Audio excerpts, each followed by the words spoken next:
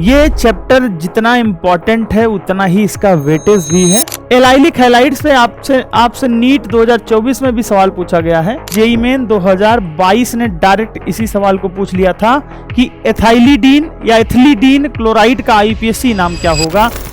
नमस्कार, स्वागत है आप सभी का। तो कैसे हैं आप लोग? उम्मीद करता हूं कि बढ़िया और जबरदस्त होंगे, पढ़ाई भी कर रहे होंगे। मैं हूं आप सबका दोस्त और होस्ट जय सिंह, और NCERT line by line series में मैं लेके आ गया हूं अगला चैप्टर, जिसका नाम है halo alkanes and halo arenes. ये चैप्टर जितना इंपॉर्टेंट है उतना ही इसका वेटेज भी है, और इसका एनालिसिस अगर आप करोगे तो आपको पता चलेगा कि बहुत सारे क्वेश्चंस मैं आपको नीट 2025 का दिखा दूंगा कि क्वेश्चन डायरेक्ट कैसे एनसीईआरटी के एग्जाम्पल से पूछा गया। यानी कि इस चैप्टर का वेटेज अगर मैं बताने पे आऊंगा तो ऐसा कोई साल नहीं है जिस साल क्वेश्चंस आए ना हो 1 से 2 बार। और रही बात और एग्जामों की, तो और एग्जामों में भी भर भर के सवाल आए हुए हैं। तो कमर बांध लीजिए, कुर्सी की पेटी कस लीजिए और तैयार हो जाइए मेरे साथ एनसीईआरटी रीडिंग करने के लिए। ध्यान रखें, ये लाइन बाय लाइन सीरीज है। यहां पे सिर्फ एनसीईआरटी की बात होगी, यहां पे वो बातें नहीं होगी जो हम लोग क्लास में करते आए हैं। तो हो सकता है थोड़ा सा आपको डिफरेंट वे लगे, बट आपको मजा आने वाला। ठीक है, जैसे ही हम स्टार्टिंग में पढ़ना शुरू करेंगे तो सबसे पहली चीज समझ में आएगी कि अगर मेरे पास एल्केन है और वहां से मैं एक H निकाल दूं और एक X जोड़ दूं तो मेरे पास क्या बन जाएगा?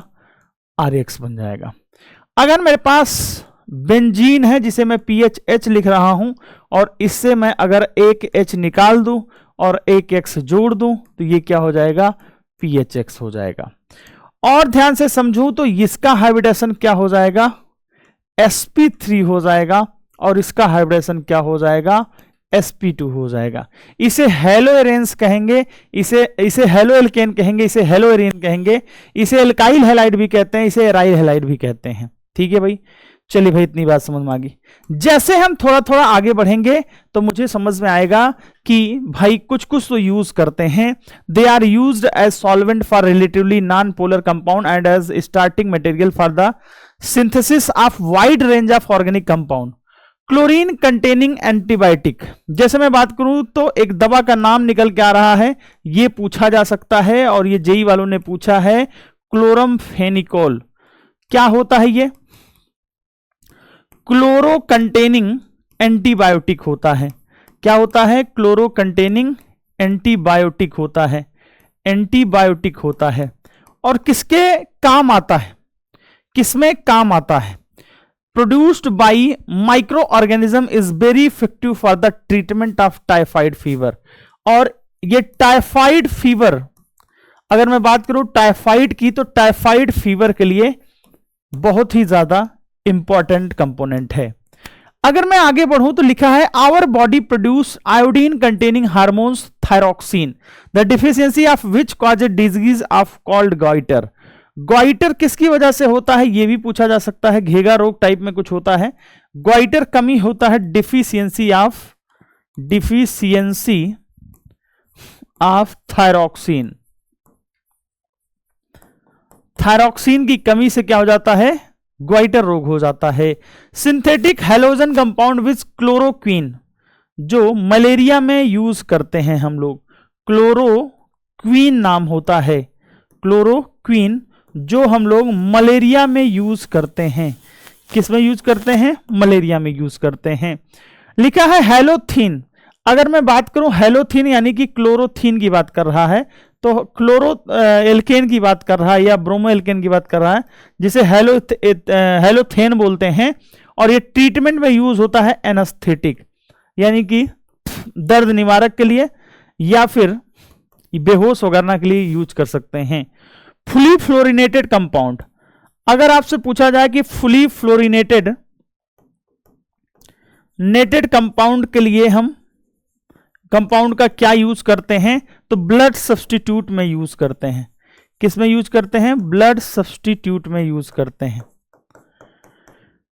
अगर आप मुझसे बोले कि एनसीईआरटी की पहली पेज की वो सर इंपॉर्टेंट बातें जो मुझे बता दो सर, जानना जरूरी है, जो छूट गई होंगी, हमारे मास्टर ने नहीं पढ़ाया होगा, सारे टीचर ही पढ़ाते हैं, हम लोग भी क्लास में पढ़ाते हैं इसको। मैं भी अगर आप एनसीईआरटी पढ़ रहे हो तो ये चीजें आपको अंडरलाइन करने की जरूरत है।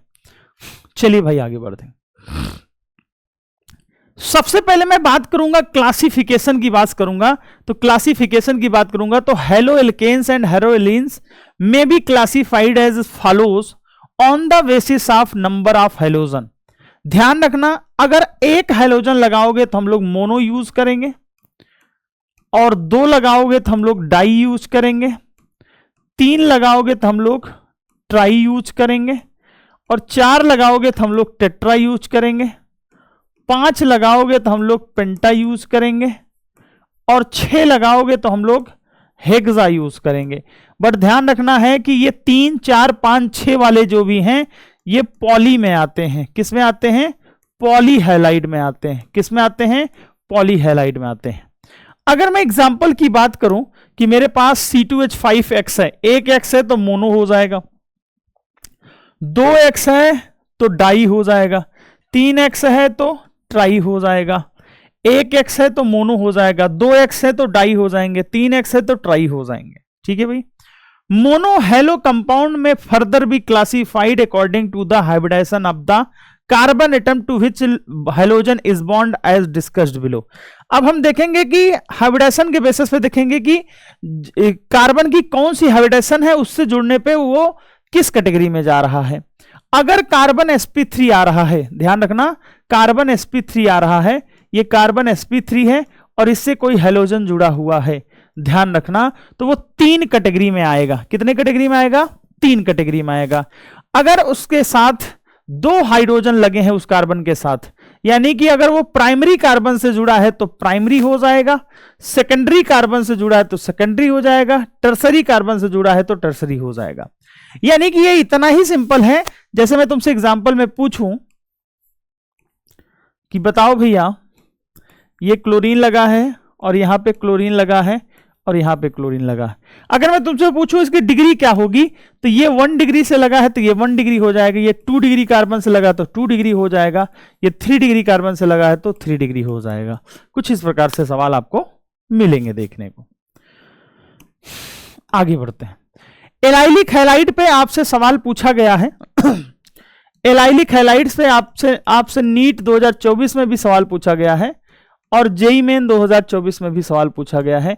तो यानी कि ये वाले पॉइंट याद रखेंगे और यही एग्जांपल घुमा फिरा के पूछा जाएगा आपसे। अगर आपके पास CH2 डबल बॉन्ड CH2 है, ध्यान रखना, CH2 डबल बॉन्ड CH है और इस पे X लगा हुआ है, तो इसे हम लोग एलाइल कहते हैं। क्या कहते हैं? एलाइल कहते हैं।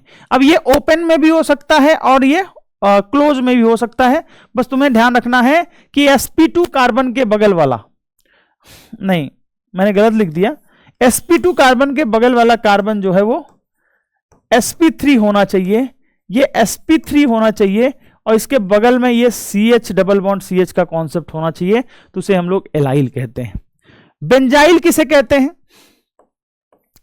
बेंजीन के बगल वाला पोजीशन और जिसका हाइब्रिडेशन क्या होना चाहिए, जिसका हाइब्रिडेशन होना चाहिए sp3, वो क्या कहलाएगा? बेंजाइलिक कहलाएगा। और ये भी 1 डिग्री 2 डिग्री 3 डिग्री हो सकते हैं, जैसा कि स्ट्रक्चर में दिखाया गया। एक होता है विनाइलिक हैलाइड, ये भी नीट और जेईई मेन में पूछा जा चुका है, तो ध्यान रखेंगे इसे, नीट और जेईई मेन में पूछा जा चुका है। अगर मैं कहूं विनाइलिक हैलाइड किसे कहेंगे, तो CH2 डबल बॉन्ड CH, इसके साथ डायरेक्ट X लगा होगा तो उसे विनाइलिक कहेंगे। और अगर बेंजीन के साथ डायरेक्ट X लगा होगा, बेंजीन कोई भी डेरिवेटिव ले लो, इसे डायरेक्ट X लगा होगा तो इसे एराइल कहेंगे। इसे हम लोग एराइल कहेंगे, इसे हम लोग एलाइल कहेंगे। अगर आपको विनाइलिक कहेंगे। अगर आपको क्लासिफिकेशन पता है तो सवाल आप इसके बहुत आसानी से कर पाओगे, जैसा कि एग्जाम्पल में दिया गया है भाई। ठीक है भाई, चलिए आगे बढ़ते हैं। अब नॉमेनक्लेचर की बात की जाए तो पैरेंट कार्बन चेन का तुम्हें वो चूज करना है, फिर नंबरिंग करनी है। ये पैरेंट कार्बन चेन हो जाएगा, ये भी पैरेंट कार्बन चेन हो जाएगा और ये भी पैरेंट कार्बन चेन हो जाएगा। यहां पे नंबरिंग किधर से होगी?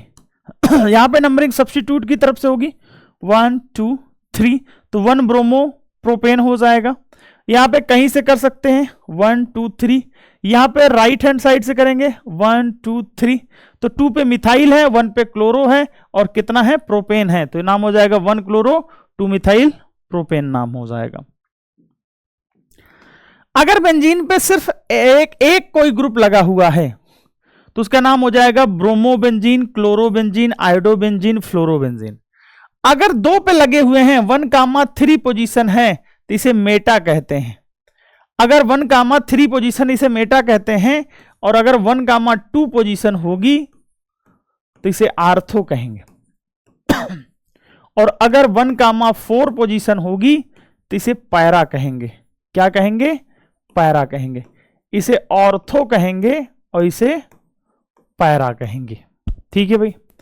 अगर मान लीजिए 3 ब्रोमीन लगा हुआ है तो इसका कॉमन नेम क्या हो जाएगा? सिमेट्रिकल ट्राइबेंजीन हो जाएगा, या फिर 1,3,5 ट्राई ब्रोमोबेंजीन हो जाएगा।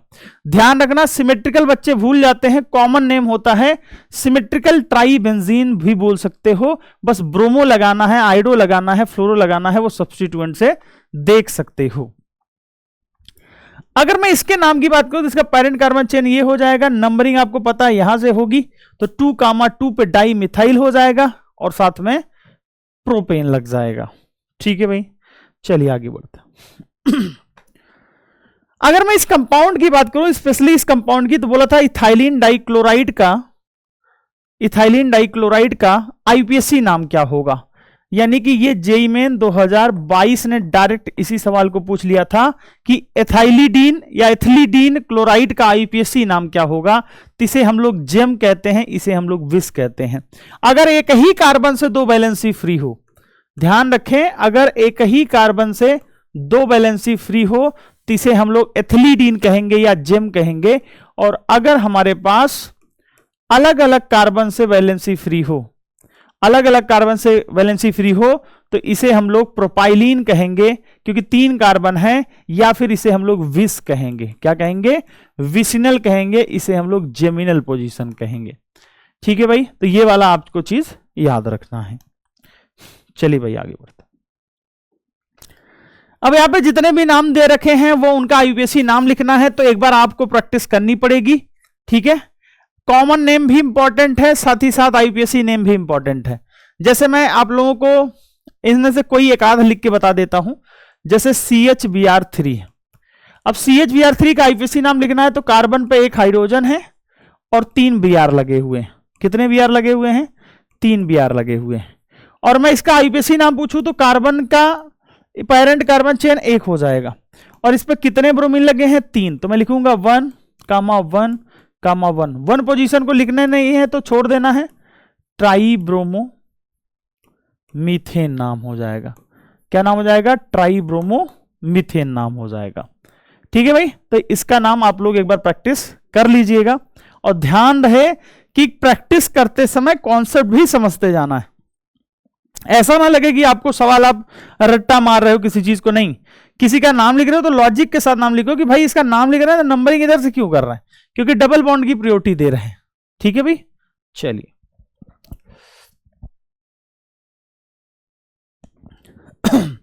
कई बार बच्चे बोलते हैं कि सर आपको कैसे पता C5H11 के 8 आइसोमर होंगे? बेटा एनसीईआरटी में दे रखा, C5H11 के कितने आइसोमर होंगे? 8 आइसोमर होंगे, और ये 8 के 8 बना के दिखाया है। याद रखिएगा, आने वाले समय में ये पूछा जाएगा। 5 के मैंने आपको पहले भी बता दिया था, पहले 5 कार्बन की चेन ले लो, और 5 कार्बन की चेन लेने के बाद इसके अलग अलग पोजीशन पे फ्री वैलेंसी बना दो। तो पहले वाले चेन से कितना मिलने वाला है? 3 मिलने वाला है। दूसरा इसका जो चेन हो जाएगा वो आइसोब्यूटेन का चेन हो जाएगा, ऐसा कुछ चेन होगा। ठीक है, अब यहां से इसकी बैलेंसी यहां से फ्री कर सकते हो, या फिर इसमें या इसकी बैलेंसी यहां से फ्री कर सकते हो, या फिर इसमें इसकी बैलेंसी आप यहां से फ्री कर सकते हो, या फिर इसकी बैलेंसी आप इन दोनों में से किसी एक जगह से फ्री कर सकते हो। और इसका एक आएगा नियोपेंटेन नाम आएगा। क्या नाम आएगा? नियोपेंटेन में यहां से फ्री कर सकते हो। 3 उधर हो गए, 4 इधर हो गए, 1 इधर हो गए, टोटल कितने हो जाएंगे? 8 हो जाएंगे। कितने हो जाएंगे? 8 हो जाएंगे। ये जो पहला वाला स्ट्रक्चर है ना, ध्यान से समझना, ये पहला वाला स्ट्रक्चर नीट में और जेईई मेन 25, 24, 23 में हर बार पूछा गया है। क्या कितने स्टीरियो आइसोमर होंगे इसमें? इसमें पूछा गया कितने स्टीरियो आइसोमर होंगे, पूछा गया है कि ये जीआई शो करता है कि ओआई शो करता है, और ये भी पूछा गया है कि कितने कायरल सेंटर होंगे। ध्यान रखना उस कंपाउंड में अगर मैं बात करूं तो ये जीआई भी शो करता है और ऑप्टिकल आइसोमरिज्म भी शो करता है और एक कायरल सेंटर होता है। अगर आपसे स्टीरियो पूछा जाए तो ध्यान रखना स्टीरियो क्या हो जाएगा, 2 की पावर 2 यानी कि 4 स्टीरियो आइसोमर हो जाएंगे। जो जीआई शो कर रहा है वो जेड और ई में बदलेगा और जो कायरल सेंटर है वो सिस और ट्रांस में बदलेगा। उसी प्रकार इसके नाम हमें लिख लेने हैं।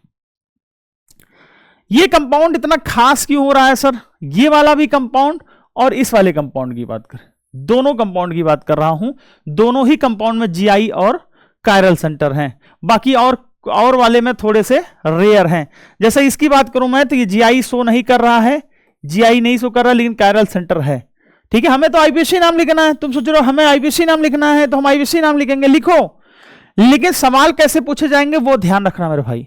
ये दोनों सवाल बहुत इंपॉर्टेंट है और देखने को मिलेंगे, और नहीं मिलेंगे तो इससे मिलता जुलता सवाल मिलेगा।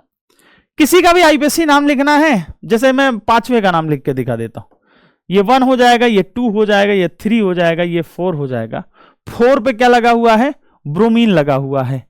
तो अब डबल बॉन्ड किस पोजीशन पे आ रही है, इधर दूसरे पोजीशन पे आ रही है, इधर से दूसरे पोजीशन पे आ रही है, यानी नंबरिंग हमें किधर से करना है, हमें नंबरिंग इधर से करना है, क्योंकि सब्स्टिट्यूएंट भी पहले आ जाएगा, 1 2 3 4 हो जाएगा। तो 1 पे ब्रोमो हो गया और 4 कार्बन है, तो क्या हो जाएगा, ब्यूट 2 डबल बॉन्ड है तो इन लिख देंगे, 1 ब्रोमो ब्यूटीन हो जाएगा। ठीक है भाई, इनके नाम आप लोग एक बार अच्छे से करके देख लेंगे। प्रिंट टेस्ट का सवाल आ रहा है, right structure of the following compound. कह रहा है कि इनका आप स्ट्रक्चर बना दो, इसमें से बहुत सारे कंपाउंड पहले भी पूछे गए हैं। 5 कार्बन है तो सबसे पहले ढांचा बना दीजिए 5 कार्बन का, ठीक है, नंबरिंग कर दीजिए 1 2 3 4 5 हो जाएगा। 2 पे क्लोरो है, क्लोरो लगा दो, 3 पे मिथाइल है, मिथाइल लगा दो, और उसके बाद क्या है, हाइड्रोजन से सेटिस्फाइड कर दो। This is the structure, this is the structure.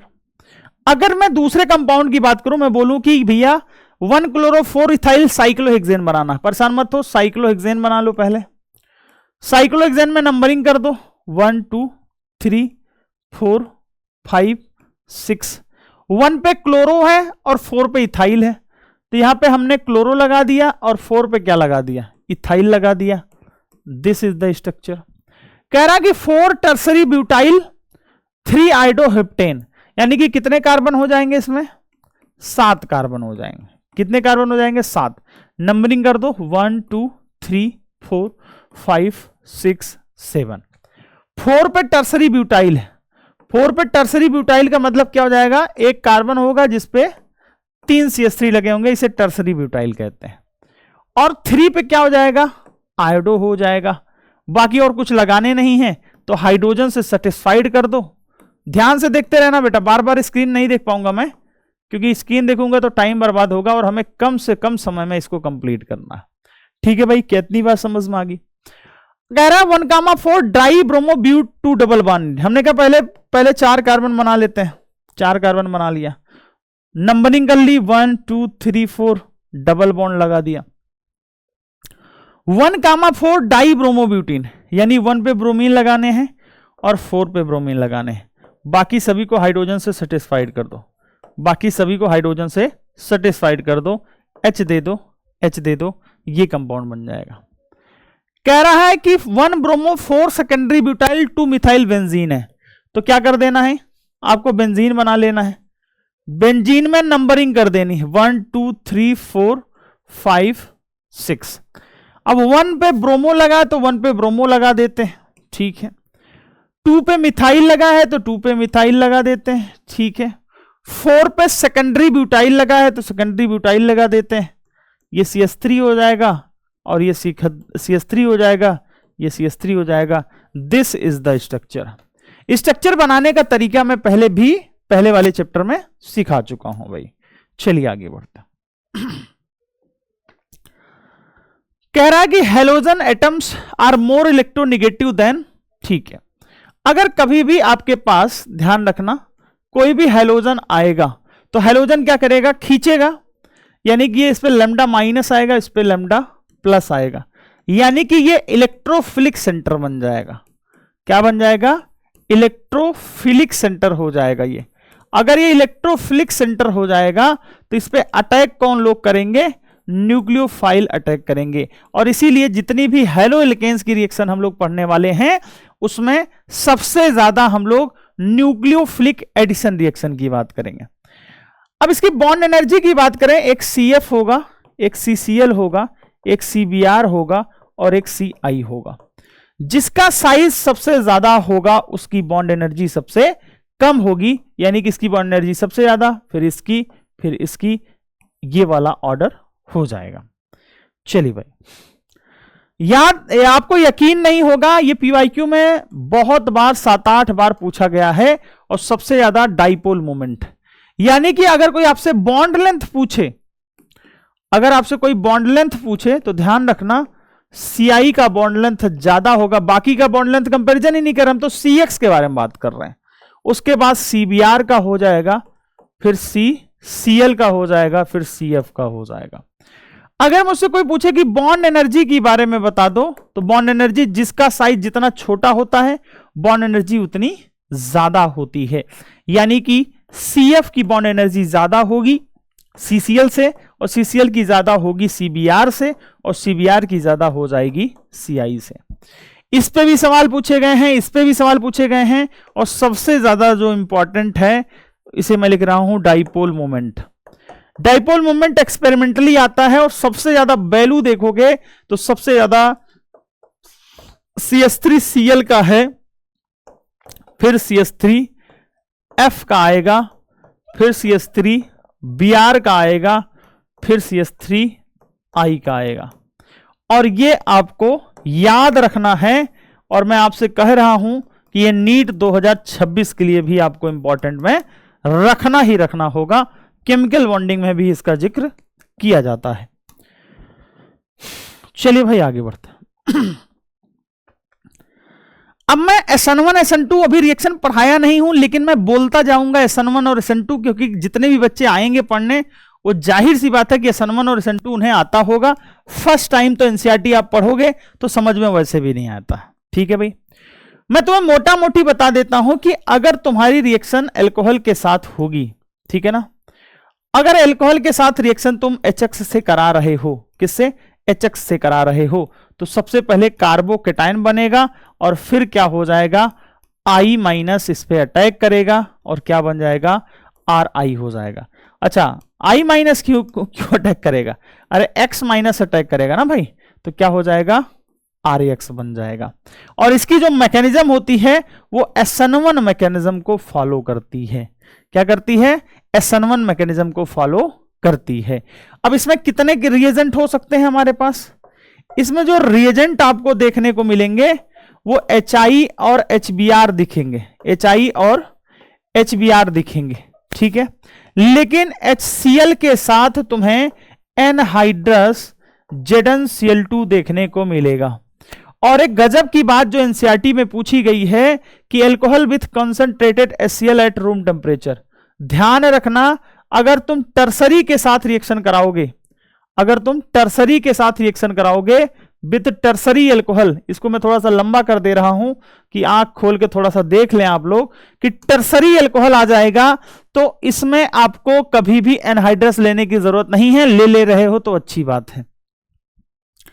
RI का गुडिल अच्छा होता है, क्यों अच्छा होता है, क्योंकि I माइनस अच्छा लिविंग ग्रुप भी है और I माइनस अच्छा न्यूक्लियोफाइल भी है, वो आसानी से निकल भी सकता है, आसानी से लग भी सकता है। इस पे सवाल PYQ में पूछे गए हैं और एनसीईआरटी एग्जाम्पलर में भी सवाल दिखेंगे आपको। तुमने कहा भैया ये बात तो समझ में आ गई, इसे हम लोग लुकास टेस्ट भी कहते हैं। क्या कहते हैं, लुकास टेस्ट भी कहते हैं। और लुकास टेस्ट में क्या होता है, जो 3 डिग्री अल्कोहल होता है वो तुरंत इमीडिएट टर्बिडिटी देता है, जो 2 डिग्री अल्कोहल होता है वो लगभग 5 मिनट में टर्बिडिटी देता है, और जो 1 डिग्री अल्कोहल होता है रूम टेम्परेचर पे नहीं देता है और हाई टेम्परेचर पे 30 मिनट या 30 मिनट के बाद टर्बिडिटी देता है। ठीक है भैया। अगर अल्कोहल की रिएक्टिविटी की बात करोगे तो ध्यान से समझना, रिएक्टिविटी अल्कोहल की समझ में आ चुकी है। 3 डिग्री की ज्यादा होती है 2 डिग्री से, 2 डिग्री की ज्यादा होती है 1 डिग्री अल्कोहल से। ये रिएक्टिविटी है किसके टूवर्ड है? HX के, जिसे हम लोग हैलो एसिड बोलते हैं। क्या बोलते हैं? हैलो एसिड बोलते हैं। और इससे भी आपको ध्यान से समझना पड़ेगा, इसे भी आपको ध्यान से समझना पड़ेगा। लिखा है कि आयोडीन इन 95% आर्थोफोरिक एसिड, यानी कि इसके साथ रिएजेंट ऐसे भी हो जाएंगे, यानी कि आपके पास रिएजेंट ऐसे भी हो जाएंगे, NaI आएगा और प्लस S3PO4 हो जाएगा, या फिर H2SO4 हो जाएगा, जो क्या जनरेट करेगा? जो HI जनरेट करेगा। क्या जनरेट करेगा? HI जनरेट करेगा। आइए भाई आगे बढ़ते हैं। ठीक है भाई, ठीक है। लिखा हुआ है कि थायोनिल क्लोराइड ले लोगे, थायोनिल क्लोराइड के साथ सबसे बेस्ट माना जाता है, और ये SN2 मैकेनिज्म को फॉलो करता है। किस मैकेनिज्म को फॉलो करता है? SN2 मैकेनिज्म को फॉलो करता है। यानी कि अगर मेरे पास अल्कोहल में HCl ZnCl2 है तो ये लुकास रिएजेंट है, ठीक है भाई, SN1 मैकेनिज्म हो जाएगा। बहुत बढ़िया। अगर NaBrH2SO4 है तो भी ये SN1 मैकेनिज्म हो जाएगा। PX3 है तो ये SN2 मैकेनिज्म हो जाएगा। PCl5 है तो SN2 मैकेनिज्म हो जाएगा, और ये भी SN2 मैकेनिज्म हो जाएगा। ये भी SNI मैकेनिज्म होता है। और पिरिडीन के साथ, SOCl2 के साथ पिरिडीन आ जाएगा तो SN2 मैकेनिज्म होता है। थोड़ा थोड़ा बच्चों को याद आ रहा होगा जिन लोगों ने पढ़ा है पहले। और इस वाले मैकेनिज्म को बेस्ट मेथड माना जाता है। क्या माना जाता है? इसे बेस्ट मेथड माना जाता है। बेस्ट मेथड क्यों माना जाता है? जो बाई प्रोडक्ट होते हैं वो गैस की फॉर्म में उड़ जाते हैं। क्या हो जाते हैं? उड़ जाते हैं। क्या इतनी बात समझ में आ रही है? बिल्कुल समझ में आ रही है। अगर मेरे पास RX के रिएक्टिविटी की बात की जाए, मेरे पास RI है, मेरे पास RBr है, और मेरे पास RCl है, और मेरे पास RF है। जो बॉन्ड जितना जल्दी टूटेगा उसकी रिएक्टिविटी उतनी ज्यादा होगी, यानी कि जिसकी बॉन्ड एनर्जी कम होगी, ध्यान समझना, जिसकी बॉन्ड एनर्जी कम होगी उसकी रिएक्टिविटी क्या हो जाएगी? ज्यादा हो जाएगी। तुमने कहा चलो भैया इतनी भी बात समझ में आ चुकी है हमें। अगला है from hydrocarbon, from alkanes by free radical halogenation.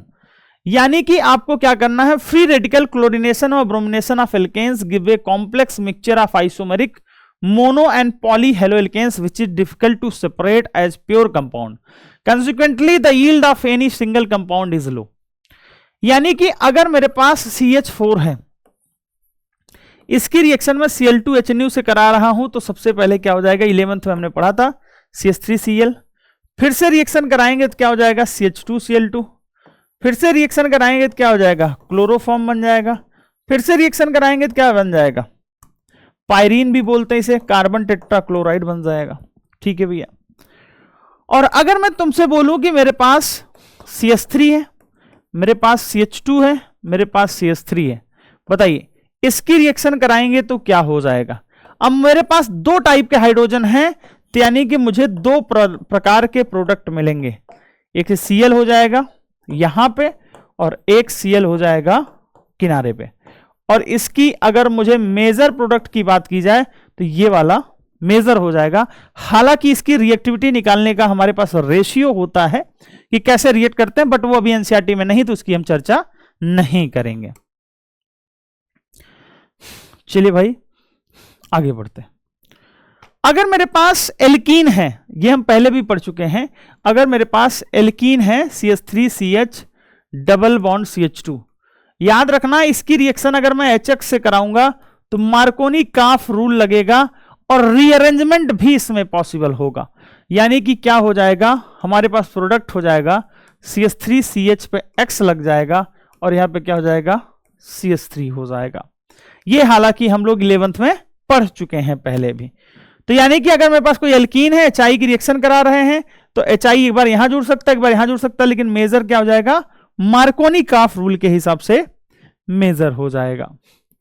फिर से रिएक्शन कराएं, अगर हमारे पास Br2CCl4 है, ध्यान रखना ये टेस्ट ये आपसे पूछा गया है, ये वाला ब्रोमीन टेस्ट वाला, ब्रोमीन वाटर टेस्ट मिलता जुलता टेस्ट है, यानी कि ये टेस्ट ऑफ अनसेचुरेशन है।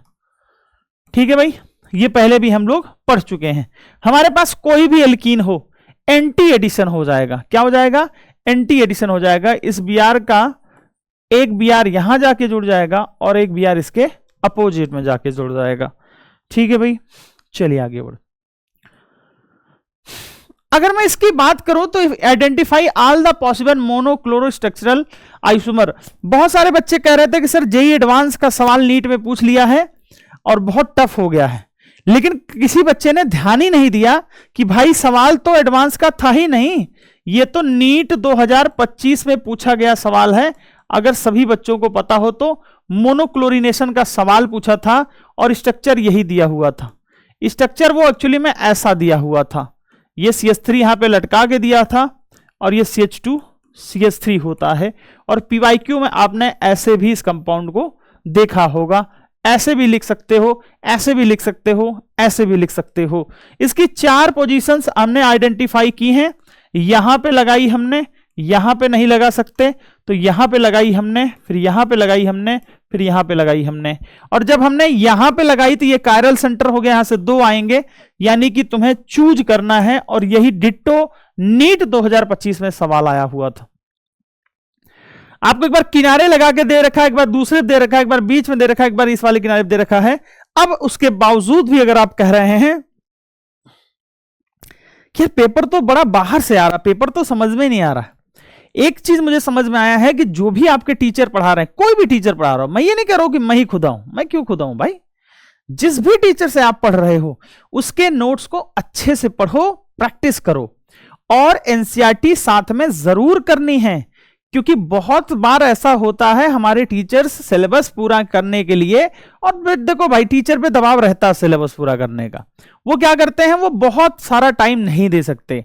अगर किसी भी टीचर को 10 से 12 लेक्चर मिल रहे हैं हेलो एल्केन्स के, तो वो बेचारा पहले ऑप्टिकल आइसोमरिज्म पढ़ाने में ही आधा समय गंवा देता है, तो वो कहां से समय दे पाएगा। तो इसमें टीचर का दोष नहीं, इसमें आपका दोष है कि आप ध्यान नहीं दे रहे हो कि क्या पढ़ना है क्या नहीं पढ़ना है। और ये नीट 2025 में खट्ट से आ गया था, फिर बाद में ना कहना कि सर आपने बताया नहीं था। अगली रिएक्शन जो बहुत फेमस रिएक्शन है, जिसे हम लोग फिंकलस्टीन रिएक्शन कहते हैं, इसे हैलोजन एक्सचेंज रिएक्शन कहते हैं। कि अगर आपके पास RX है और इसकी रिएक्शन अगर आपने NaI एसीटोन से कराई, जो कि SN2 मैकेनिज्म को फॉलो करता है। कौन सी मैकेनिज्म को फॉलो करता है? SN2 मैकेनिज्म को फॉलो करता है। अभी इन्वर्जन वगैरह बाद में समझाऊंगा। तो ये क्या बना लेगा? RI बना लेगा। क्या बना लेगा? RI बना लेगा। अगर आपके पास RX है और इसकी रिएक्शन आप लोग AgF से करा रहे हो या Hg2F2 से करा रहे हो या COF2 से करा रहे हो या SbF3 से करा रहे हो, तो यहां पे फ्लोरो एल्केन बन जाएगा, जिसे हम लोग शॉर्ट्स रिएक्शन के नाम से जानते हैं। और दोनों ही कौन सी मैकेनिज्म को फॉलो करते हैं? SN2 मैकेनिज्म को फॉलो करते हैं। जैसे ही मैं SN1 और SN2 पढ़ाऊंगा, आपके कॉन्सेप्ट्स क्लियर होने लगेंगे, चमकने लगेगा कि इसकी मैकेनिज्म में क्या चीजें आती हैं और इसकी मैकेनिज्म में हमें क्या याद रखना है। ये बैक साइड से अटैक करते हैं, ये सब अभी हम बताएंगे आप लोगों को।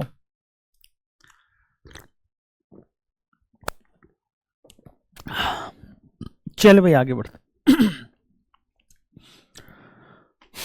अगर मैं बात करूं कि हाइड्रोकार्बन का इलेक्ट्रोफिलिक सब्स्टिट्यूशन कैसे होगा, कैसे हम लोग बना सकते हैं, ध्यान रखना। अगर मेरे पास बेंजीन है और बेंजीन की रिएक्शन हमने करा दी X2Fe से, ठीक है ना। अब X2Fe के साथ मैं X2FeX3 ले सकता हूं, या मैं X2 के साथ एनहाइड्रस AX3 ले सकता हूं। ये सारे के सारे क्या करेंगे? हेलो एरीन बनाएंगे। क्या बनाएंगे? हेलो एरीन बनाएंगे। अगर मेरे पास कोई भी सब्स्टिट्यूटेड है, अगर मेरे पास CH3 है और इसकी रिएक्शन कराएंगे, तो CH3 आर्थो पैरा डायरेक्टर होता है, तो इसके आर्थो पे सेम रिएजेंट ले रहे हैं, इसके आर्थो पे और इसके पैरा पे क्या मिल जाएगा मुझे? X मिल जाएगा और पैरा वाला मेजर हो जाएगा। हम बोलेंगे कि भैया हम बना सकते हैं। लिखा है कि reaction with iodine are reversible in nature and require the presence of an oxidising agent. यानी कि अगर आप रिएक्शन I2 का करा रहे हो, ध्यान रखना यह सवाल बहुत जबरदस्त है, I2 के साथ HNO3 या फिर HiO4 पर आयोडिक ऑक्साइड लेना, पीरियोडिक एसिड भी बोलते हैं इसे, पर आयोडिक एसिड भी बोलते हैं, लेना जरूरी है, तब जाके ये आयोडो बेंजीन बनाएगा। Fluoro compounds are not prepared by this method due to high reactivity of fluorine. Fluorine explosive होता है, इसलिए ये वाली रिएक्शन शो नहीं करता है। चले भाई आगे बढ़ते हैं। दूसरा रिएक्शन, अगर मेरे पास बेंजीन डाइजोनियम सॉल्ट है, अगर मेरे पास बेंजीन डाइजोनियम सॉल्ट है, बेंजीन डाइजोनियम सॉल्ट बनाते कैसे हैं? बेंजीन डाइजोनियम सॉल्ट हम लोग बनाते हैं, एनिलीन की रिएक्शन हम लोग NaNO2 प्लस HX के साथ कराएंगे। तो मैंने मान लिया कि HX में HCl ले रहा हूं। अब इसकी रिएक्शन अगर हम लोग Cu2 Cl2 HCl से कराएंगे, अगर इसकी रिएक्शन हम लोग Cu2 Br2 HBr से कराएंगे और इसकी रिएक्शन हम लोग CuHCl से कराएंगे, या इसकी रिएक्शन हम लोग CuHBr से कराएंगे, तो ध्यान रखना ये सैंडमेयर रिएक्शन है। यहां पे क्लोरोबेंजीन बन जाएगा। क्या बन जाएगा? क्लोरोबेंजीन बन जाएगा, और यहां पे ब्रोमोबेंजीन बन जाएगा। ये गटरमैन रिएक्शन है, यहां पे क्लोरोबेंजीन बन जाएगा और यहां पे क्या हो जाएगा? ब्रोमोबेंजीन बन जाएगा। अगर मुझे आयोडोबेंजीन बनाना है तो हम KI के साथ क्या कर देंगे? हीट कर देंगे। ये सीधे सीधे क्या बना लेगा? आयोडोबेंजीन बना लेगा। अगर मुझे चाहिए कि फ्लोरोबेंजीन चाहिए, तो मुझे क्या करना पड़ेगा? HbF4 के साथ, HbF4 के साथ हीट करना पड़ेगा। फ्लोरोबोरिक एसिड बोलते हैं इसे। तो यहां पे क्या बन जाएगा? बाल्ज सीमन रिएक्शन के नाम से भी जाना जाता है, तो फ्लोरोबेंजीन बन जाएगा। जितनी बातें मैं बोल रहा हूं, अगर आप इंटरेस्टेड है उस चीज को लिखने के लिए, तो आप वहीं साइड में एनसीईआरटी में लिखते रहिए, आपका काम हो जाएगा। Right the product of the following reaction. ये भी पीवाईक्यू में आ चुका है, ये भी पीवाईक्यू में आ चुका है। ध्यान रखना ये दोनों फिर से रिपीट हो सकते हैं, ये दोनों सवाल फिर से रिपीट हो सकते हैं 2026 में, तो इस पे नजर रखना। HBr का एडिशन कराओगे तो क्या हो जाएगा? HBr का अगर एडिशन कराओगे तो भैया HBr का एडिशन कराओगे तो क्या हो जाएगा? मार्कोनी काफ एडिशन होगा। ये PH है, बेंजीन को हमने लिख लिया, CH डबल बॉन्ड CH2 है। इसकी रिएक्शन अगर आप HBr से कराओगे तो क्या हो जाएगा? PH हो जाएगा, CH पे Br लग जाएगा और इस पे क्या लग जाएगा? CH3 लग जाएगा। अगर पेरोक्साइड लग गया है तो यहां पे मार्कोनी काफ रूल लग रहा था, यहां पे एंटी मार्कोनी काफ रूल लगेगा, यानी कि ये वाला Br कहां जुड़ेगा? यहां पे जुड़ जाएगा। अगर HCl के साथ रिएक्शन करा रहे हो तो यहां पे जुड़ेगा, यानी कि प्रोडक्ट यूं बनने वाला है। तो ये थोड़ा सा ध्यान से आप देख लेंगे भाई। अगला है, why sulphuric acid is not during the reaction of alcohols with KI। हम लोग NaHSO4 और इसके साथ हम यूज करते हैं, KI प्लस H2SO4 हम लोग यूज नहीं करते हैं, क्योंकि ये KHSO4 बना लेगा, साथ में क्या बना लेगा? HI बना लेगा, और HI फिर से रिएक्शन वैक कर देता है, रिड्यूसिंग एजेंट होता है, इसीलिए हम इसको यूज नहीं करते हैं। हम लोग HBr के साथ यूज करते हैं। तो जो ये चीज मैंने बताई है, ध्यान रखना, ये जो H2SO4 है ये किसके साथ यूज करना है, आप कहीं गलत ना ले लें। अगर आपके पास KBr आ जाए तो आप H2SO4 इसके साथ यूज कर सकते हो। क्लियर अभी? चलिए आगे बढ़ते हैं।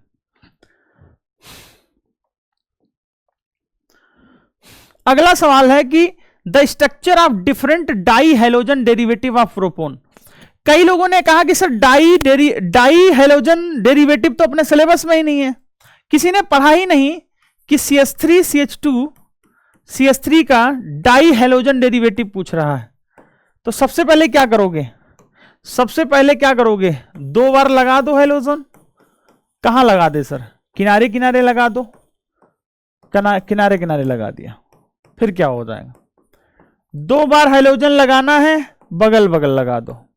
तुमने कहा हाँ सर बगल बगल लगा दिया। 2 बार हैलोजन लगाना है, किनारे किनारे लगा दो। कहां कहां लगा दें, किनारे किनारे लगा दें। अब कोई पोजीशन नहीं बच रही है तो एक बार क्या करेंगे, बीच में लगा देंगे। क्या करेंगे, बीच में लगा देंगे। This is the product. याद रखना कितने हो जाएंगे, 4 हो जाएंगे। कितने स्ट्रक्चरल पॉसिबल हैं, 4 पॉसिबल हैं। ठीक है भाई, चलिए आगे बढ़ते। कह रहा कि among the isomeric alkane of molecular formula C5H12 identify the one that on photochemical chlorination yields a single monochloride, 3 isomeric monochloride, 4 isomeric monochloride. कह रहा है among the isomeric alkanes molecular formula। अब इसके आइसोमेरिक फॉर्म तो यही होते हैं, एक ये होता है और एक ये होता है और एक ये होता है। तो अगर ये एक सिंगल मोनोक्लोरिनेशन होता है, एक बार होता है तो ये हो जाएगा। इसमें बात करें तो यहां लग सकता है, यहां लग सकता है, यहां लग सकता है, तो 3 हो जाएंगे। इसमें बात करें तो यहां लग सकता है, यहां लग सकता है, यहां लग सकता है, इन दोनों में से कहीं एक लग जाए तो यहां लग सकता है, इसके 4 होते हैं। तो भैया ये भी देख लीजिए, नीट 2025 में इसी का स्टीरियो पूछ लिया था। अब आप कहेंगे सवाल नहीं है, आने वाले समय में ये भी पूछा जा सकता है। चलिए भाई आगे बढ़ते हैं।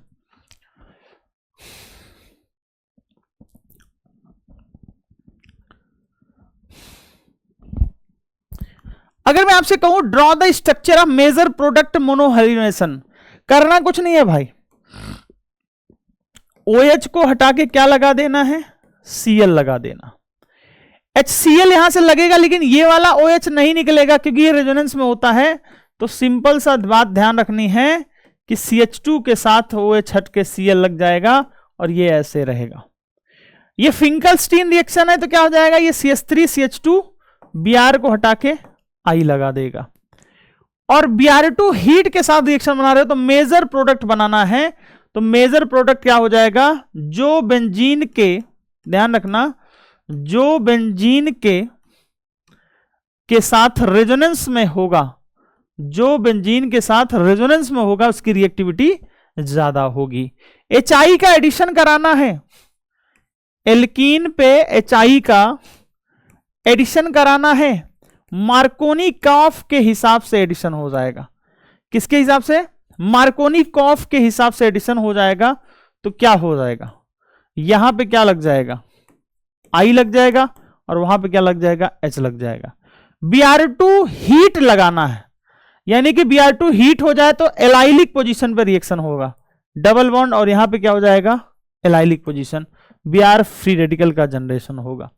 देख लेना, कई लोग कहते हैं Br2 हीट की रिएक्शन नहीं दे रखी है, दे रखी है, देख लेना भाई, दे रखी है। आइए ध्यान से समझते हैं। सबसे पहले मैं बात करूं तो एल्किल हैलाइड कलरलेस होते हैं जब वो प्योर होते हैं, जबकि ब्रोमाइड और iodide develop colours when expose to light. ठीक है, many volatile hydrogen compound have sweet smell, कुछ की स्मेल स्वीट होती है। अगर मैं बात करूं methyl chloride, methyl bromide, ethyl chloride और सम क्लोरोफ्लोरोमीथेन गैस क्या होती हैं, रूम टेम्परेचर पे गैस होती हैं। हायर मेंबर्स लिक्विड होते हैं या फिर सॉलिड होते हैं। As we learn about the molecules of organic compound are generally polar due to the greater polarity as well as higher molecular mass as compared to the parent hydrocarbon. Hydrocarbon से ज्यादा polar होते हैं। The intermolecular force of attraction, dipole dipole attraction force लगेगा, यानी कि अगर मैं इनके बॉइलिंग पॉइंट की बात करूं तो RX का बॉइलिंग पॉइंट हाइड्रोकार्बन से ज्यादा होगा जब कंपेरेबल मोलिकुलर मास होगा। ठीक है भाई। Boiling point of chloride, bromide, iodide are considerably higher than those of the hydrocarbons of comparable molecular mass. अगर मुझसे कोई पूछे कि बॉइलिंग पॉइंट इनमें से किसका ज्यादा हो जाएगा तो Ri का ज्यादा होगा, RBr से, और RBr का ज्यादा होगा RCl से, RCl का ज्यादा होगा RF से, और RF से ज्यादा किसका हो जाएगा? RH का हो जाएगा। ये बातें हमको समझ में आई हैं। यहां से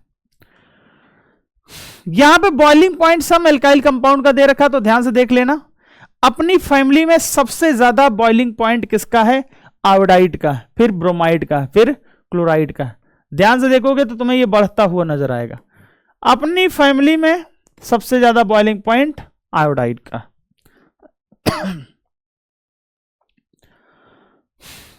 और आपको पता है कि अगर मैं बॉइलिंग पॉइंट की बात करूं तो डायरेक्टली प्रोपोर्शनल होता है मोलिकुलर वेट, लेकिन अगर मोलिकुलर वेट सेम है तो हम लोग देखते हैं ब्रांचिंग।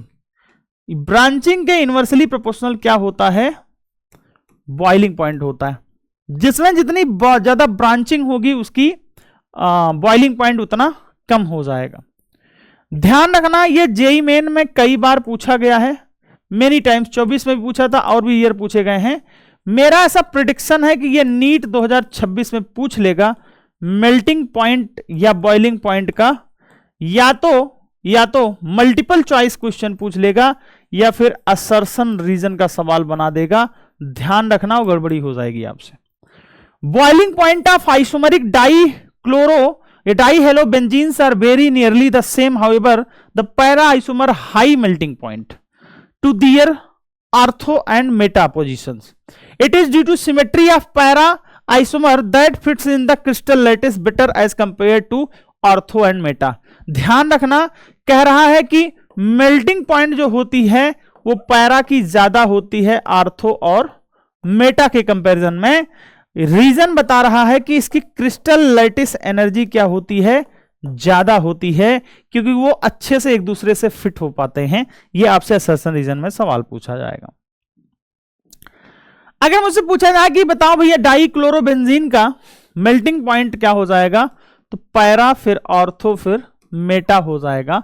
अगर बॉइलिंग पॉइंट की बात की जाए तो सबसे ज्यादा बॉइलिंग पॉइंट हो जाएगा पैरा का, फिर आर्थो का, फिर नहीं मैंने गलत लिख दिया क्या? बॉइलिंग पॉइंट की बात की जाए तो सबसे ज्यादा क्या हो जाएगा? आर्थो हो जाएगा, फिर पैरा हो जाएगा, फिर मेटा हो जाएगा। और ये कहीं ना कहीं जरूर पूछे जाएंगे और आप गलती करते जाओगे। Bromo, iodo and polychloro derivative of hydrocarbons are heavier than water. ध्यान रखना, RI और जो RBr होते हैं उनकी डेंसिटी पानी से ज्यादा होती है, पहली बात। दूसरी बात, density increase with increase in number of carbon. जो डेंसिटी है वो डायरेक्टली प्रोपोर्शनल किसके हैं? मोलिकुलर वेट के। ठीक है भैया, इतनी बात समझ में आ गई है। आइए, इसमें जो सबसे ज्यादा इंपॉर्टेंट सवाल आएगा वो क्या आएगा? आपसे पूछा जाएगा डेंसिटी वगैरह का, हो सकता है पूछ ले, तो डेंसिटी वगैरह का ध्यान रखना है कि सबसे ज्यादा डेंसिटी जो है वो 1.595 है, यानी कि इसकी डेंसिटी ज्यादा है, फिर इसकी डेंसिटी है, इन सभी से ज्यादा डेंसिटी किसकी होगी? आई की होगी। ठीक है भैया, और इसकी ज्यादा क्यों हो रही है? इसमें 4 क्लोरीन है, तो C3H7 आई की डेंसिटी सबसे ज्यादा है। ठीक है भाई, फिर क्या जाएगी? C3H7Br की हो जाएगी, और फिर C3H7Cl की हो जाएगी। पहला सवाल ऐसे बनेगा। दूसरा सवाल क्या बनेगा? जिसमें जितने ज्यादा हेलोजन्स होंगे, ऐसा मिक्स करके सवाल कभी नहीं बनाएगा। CHCl3 हो जाएंगे, फिर क्या हो जाएगा? CH2Cl2 हो जाएगा। Haloalkanes are very slightly soluble in water. In order to dissolve haloalkane in water, energy required to overcome the attraction force. Solubility की मैं बात करूं, ध्यान से समझना, जो जितना छोटा होगा, यानी कि over the attraction haloalkane molecule break the hydrogen bond between the water molecule, less energy released when the new attraction setup between the haloalkanes and water molecules are not as strong as the original hydrogen bond in the water.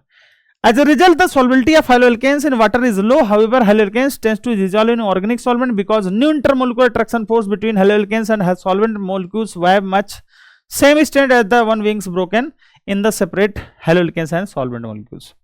सॉल्बिलिटी की बात हमेशा ध्यान रखना, सॉल्बिलिटी की मैं बात करूं, जो जितना छोटा होगा उसकी सॉल्बिलिटी उतनी ज्यादा होती है, ये याद रखना काम आएगा। क्योंकि अगर एल्केन की चेन बढ़ती जाएगी, मोलिकुलर वेट बढ़ने का मतलब क्या हो गया, एल्केन की चेन बढ़ती जा रही है, तो हाइड्रोफोबिक लोग बढ़ते जा रहे हैं, जिसकी वजह से उनकी सॉल्बिलिटी क्या हो जाती है, कम हो जाती है। कह रहा arrange the set of following compound in order of increasing of boiling point. Bromomethane है, ब्रोमोफॉर्म है, क्लोरोमीथेन है, डाई ब्रोमोमीथेन है। तो आपको समझना पड़ेगा कि ब्रोमोमीथेन है तो यानी कि क्या हो जाएगा, ब्रोमोफॉर्म हो जाएगा, सबसे पहले CHBr3 हो जाएगा, फिर CH2Br2 हो जाएगा, फिर क्या हो जाएगा CH3Br हो जाएगा, और फिर क्या हो जाएगा CH3Cl हो जाएगा। इसमें ज्यादा ब्रोमीन है, ज्यादा मोलिकुलर वेट, ज्यादा मोलिकुलर वेट, ज्यादा मोलिकुलर वेट, कम मोलिकुलर वेट, मोलिकुलर वेट से कंपेयर कर लिया। 1 क्लोरोप्रोपेन है, आइसोप्रोपाइल क्लोराइड है, 1 क्लोरोब्यूटेन है। यानी कि इनमें अगर मैं देखूं 1 क्लोरोप्रोपेन सबसे ज्यादा क्या हो जाएगा 1 क्लोरोब्यूटेन, क्योंकि उसका मोलिकुलर वेट ज्यादा है, 1 क्लोरोब्यूटेन का ज्यादा हो जाएगा।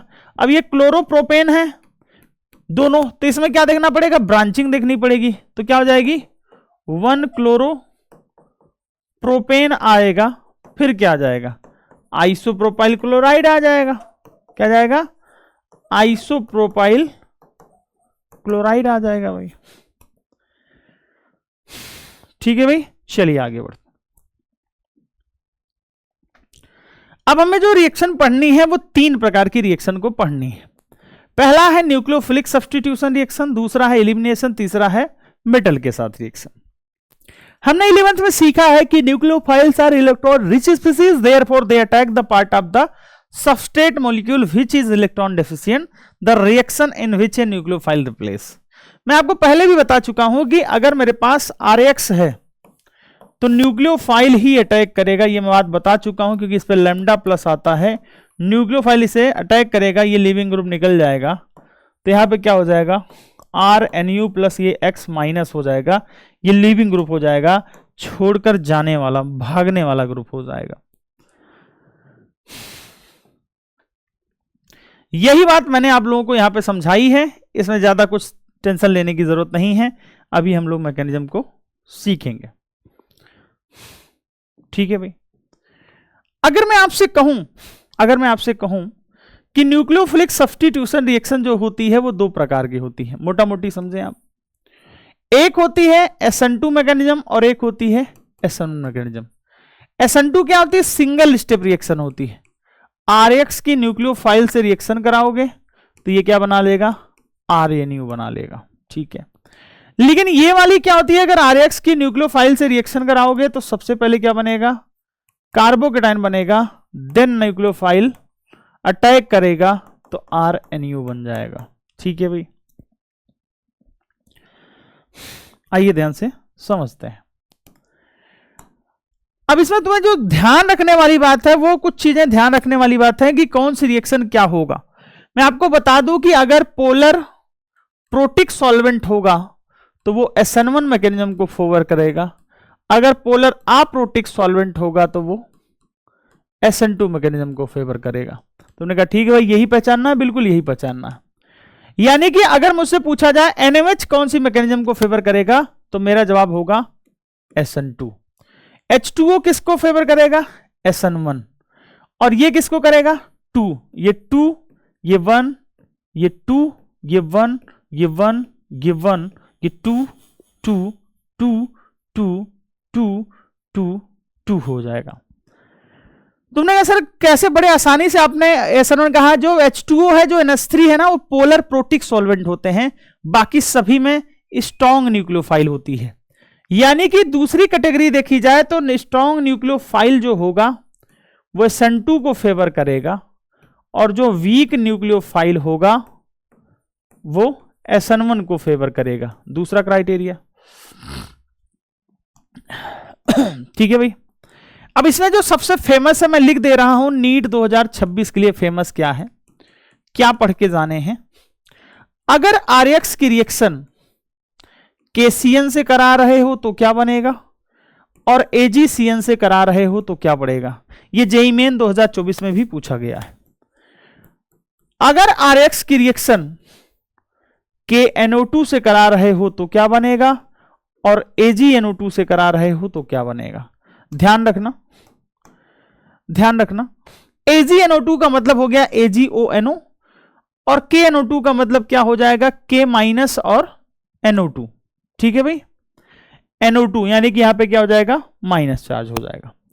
तो यहां पे क्या बन जाएगा, यहां पे RCN बन जाएगा और यहां पे क्या हो जाएगा, RNC हो जाएगा, क्योंकि कोवेलेंट बॉन्ड होता है तो C जो है कोवेलेंट बॉन्ड नहीं टूटता है।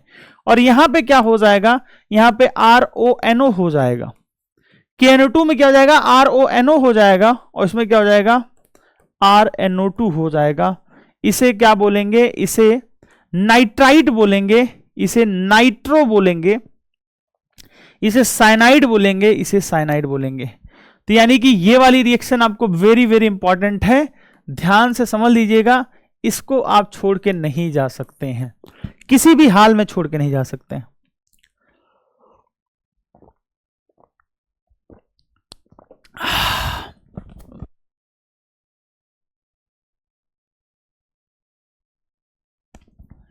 आइए ध्यान समझते हैं। आगे हम ध्यान से पढ़ें तो हमें पता चल रहा है कि जो C ट्रिपल बॉन्ड N है, इस पे लोन पेयर है, इस पे माइनस है, यानी कि ये कभी इससे लेन कर सकता है और कभी ये इसे दे सकता है। दो डोनर हैं, तो इसे हम लोग एम्बीडेंटेट कहते हैं। जैसे मैं ON डबल बॉन्डो की बात करूं, ये माइनस है और ये लोन पेयर है, ये भी दे सकता है और ये भी दे सकता है। इसे याद रखना, आपसे सवाल पूछा जाएगी, पहले भी पूछा गया है। एम्बीडेंट न्यूक्लियोफाइल कहते हैं इसे। क्या कहते हैं, एम्बीडेंट न्यूक्लियोफाइल कहते हैं। यानी कि ये ऐसे लोग होते हैं जिसमें एक से ज्यादा डोनर साइट होती है। क्या होती है, एक से ज्यादा डोनर साइट होती है। कह रहा halo alkanes react with KCN to form cyanide, ये एक्सप्लेन करना है। तो अगर आप बोर्ड वगैरह की तैयारी दे रहे हो तो ये आपको बहुत इंपॉर्टेंट होगा, अदरवाइज आपको असर्शन रीजन में ये देखने को मिल सकता है नीट में। ठीक है भाई। KCN जो होता है प्रीडोमिनेटली आयनिक होता है, जो साइनाइड आयन प्रोड्यूस करता है, लेकिन AgCN क्या होता है, कोवैलेंट नेचर का होता है। ये NCERT में लिखा गया है। चलिए भाई समझते हैं। अगर SN2 मैकेनिज्म की बात की जाए तो SN2 मैकेनिज्म में क्या होता है कि जो न्यूक्लियोफाइल होता है वो पीछे से अटैक करता है, और यहां पे स्टेरिक हिंड्रेंस क्या होना चाहिए, कम होना चाहिए।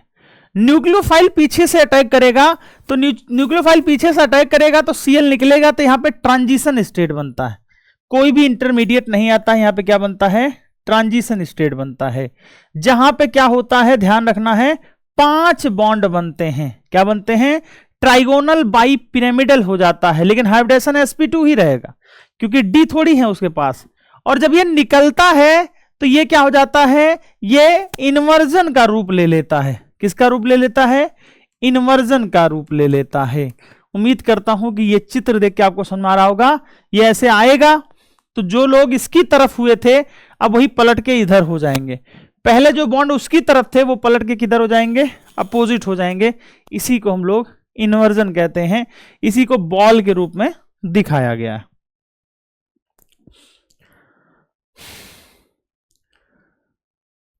It depicts the biomolecular nucleophilic SN2 reaction. The incoming nucleophile interact with alkyl halide causing the carbon halide bond to break. ये new bond is formed between फलाने फलाने। सिंगल स्टेप रिएक्शन होती है, ध्यान रखना, इससे सवाल आ चुका है। सिंगल स्टेप रिएक्शन होती है, नो इंटरमीडिएट फॉर्म होता है। As the reaction progress and bond between the incoming nucleophile and the carbon atom start forming the bond between carbon atom and leaving group weakens. यानी कि जब इसके बीच bond बनने लगता है, इसके बीच जब बॉन्ड बनने लगता है, ध्यान रखना, ये निकलने लगता है और ये OH इधर आने लगता है। इसे जेईई मेन में सवाल पूछा था तो बोला था कि ट्राइगोनल बाई पिरामिडल शेप होता है। बिल्कुल उस टाइम पे ट्राइगोनल बाई पिरामिडल होता है, लेकिन हाइब्रिडेशन sp2 मानेंगे। फिर बोला है कि अम्ब्रेला टर्न, अम्ब्रेला जैसे छाता होती है, छाता ऐसे खींचोगे तो क्या होती है, पलट जाती है, तो उसे हम लोग इन्वर्जन कहते हैं। इन्वर्जन ऑफ कॉन्फ़िगरेशन होता है। क्या होता है? इन्वर्जन ऑफ कॉन्फ़िगरेशन होता है। आइए, क्या होता है इन्वर्जन में? कि जो कॉन्फ़िगरेशन पहले उसकी तरफ होते हैं अब वो पलट जाते हैं, और पलटने को या मिरर इमेज लेने को ही हम लोग क्या कहते हैं? इन्वर्जन कहते हैं। अगर मैं इसे तुम्हें थोड़ा सा दिखाना चाहूं तो तुम्हें मैं दिखा सकता हूं कि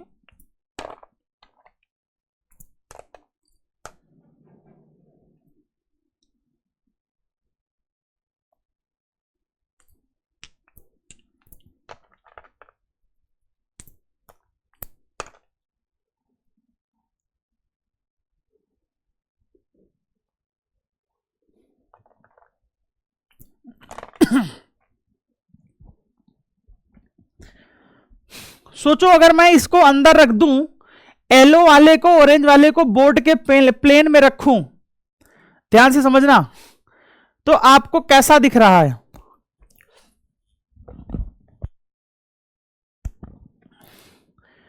ध्यान से समझना। अब ये क्या हो रहा है कि जैसे ये मान लो ये मैं ये बोर्ड के प्लेन में रखा हूं ऐसे, तो अभी मेरे पास ये उधर है ये इधर है, ठीक है ना। लेकिन ध्यान समझना, जब OH यहां पे जुड़ता है तो ये क्या है, ये Cl मान लो, ये Cl निकलता है तो ये क्या हो जाते हैं, ऐसे घूम जाते हैं, यानी कि ये ऐसे हो जाएंगे। ऐसे से ऐसे होने को हम लोग इन्वर्जन कहते हैं। पहले ऐसे थे मेरी तरफ, अब ये घूम के ऐसे हो जा रहे हैं। घूमते नहीं हो एक्चुअली में, ऐसे घूम जाते हैं ऐसे अम्ब्रेला की तरह, उसी को हम लोग क्या कहते हैं? इन्वर्जन कहते हैं। जो सबसे ज्यादा इंपॉर्टेंट चीज है वो ये है, जिससे 10 बार सवाल पूछे गए हैं, कम से कम 10 से 12 बार सवाल पूछे गए हैं अभी 10-12 सालों में, कि जो CH3X होता है उसका रेट ज्यादा होता है। जो CH3X होता है उसका रेट ज्यादा होता है 1 डिग्री 2 डिग्री 3 डिग्री से, और 3 डिग्री वाले SN2 नहीं देते हैं, इसकी रेट क्या होती है? 0 होती है। रीजन क्या बताया गया है? रीजन बताया गया है स्टेरिक हिंड्रेंस। क्या बताया गया है? स्टेरिक हिंड्रेंस बताया गया है। आइए आगे बढ़ते हैं। SN1 की बात की जाए तो SN1 में क्या होगा? न्यूक्लियोफाइल पहले जाएगा, उसको तोड़ेगा, उसको तोड़ के कार्बोकेटायन बनाएगा। क्या बनाएगा? कार्बोकेटायन बनाएगा। और कार्बोकेटायन में फिर क्या होगी? Br माइनस OH माइनस का अटैक होगा तो क्या बन जाएगा? फिनॉल बन जाएगा, या जो भी कंपाउंड बनना हो। यानी कि अगर मैं 3D की बात करूं, ध्यान से समझना, अगर मैं 3D की बात करूं तो मैं ले रहा हूं ये CH3, और मैं ले रहा हूं ये Br, और ये ले रहा हूं मैं H, और ये मैं ले रहा हूं D, पीछे की तरफ होगा। न्यूक्लियोफाइल की प्रेजेंस में क्या होगी? रिएक्शन होगी, तो क्या होगा? कार्बोकेटायन बनेगा। क्या हो जाएगा? कार्बोकेटायन बनेगा। ट्राइगोनल प्लेनर होगा, इंटरमीडिएट है ये। फिर से इस पे न्यूक्लियोफाइल का अटैक होगा, तो ये क्या बन जाएगा? अब ध्यान से समझना, या तो ये इधर से आके जुड़ जाए, यानी कि ये एक तो इधर से आके जुड़ जाए जैसा था, या फिर क्या हो जाए? उसके पीछे से अटैक कर जाए, यानी कि ऐसा जुड़ जाए और ये ऐसे हो जाए। समझ गए नहीं समझ गए भाई? DH और ये CH3, तो इसको बोलते हैं रेसमिक मिक्सचर। क्या बोलते हैं? Racemic mixture. इसमें इन्वर्जन भी होता है और रिटेंशन भी होता है। और खूबसूरत की बात बताऊं तो 100% रेसमाइजेशन नहीं होता, ये NCERT में नहीं लिखा है, 100% नहीं होता है। इन्वर्जन जो होता है वो स्लाइटली क्या होता है? रिटेंशन से ज्यादा होता है, क्योंकि जब ये कार्बोकेटायन नहीं बनाते हैं उससे पहले बहुत सारे न्यूक्लियोफाइल के मॉलिक्यूल पीछे से अटैक कर रहे होंगे। अरे मैं कहता हूं कितना भी रिपल्सन हो, कई सौ लाखों करोड़ों में 1-2 मॉलिक्यूल तो रिएक्ट कर ही रहे होंगे, 1-2 तो अटैक कर ही रहे होंगे। तो ये बात तुम्हें समझ में आनी चाहिए। और इसे हम लोग सॉल्वोलिसिस कहते हैं। क्या कहते हैं? सॉल्वोलिसिस कहते हैं, क्योंकि पोलर प्रोटिक सॉल्वेंट की प्रेजेंस में रिएक्शन हो जाती है। यह जेईई मेन का फेवरेट पार्ट है, याद रखना। वो SN1 की जगह बोल देता है कि कौन सा सॉल्वोलिसिस देगा। पहला रिवर्सिबल स्टेप होता है और ये आरडीएस होता है। यानी कि अगर इसका मैं रेट लिखूं तो इसका रेट हो जाएगा K इंटू आर एक्स की पावर 1, और ऑर्डर ऑफ रिएक्शन भी 1 हो जाएगा और मोलिकुलरिटी ऑफ रिएक्शन भी 1 हो जाएगा। इसीलिए इसे यूनिमोलिकुलर न्यूक्लियोफिलिक सब्स्टिट्यूशन रिएक्शन का नाम देते हैं। लेकिन SN2 की बात करूंगा तो रेट जो हो जाएगा वो RX और न्यूक्लियोफाइल की पावर 1 हो जाएगा, क्योंकि दो दो मॉलिक्यूल वहां पे इंटरेक्ट कर रहे हैं। तो ना चलो भैया ये बात समझ में आ गई है। सोचो कार्बोकेटाइन बनाना है, इसका जो रेट होगा वो डायरेक्टली प्रोपोर्शनल किसके होगा?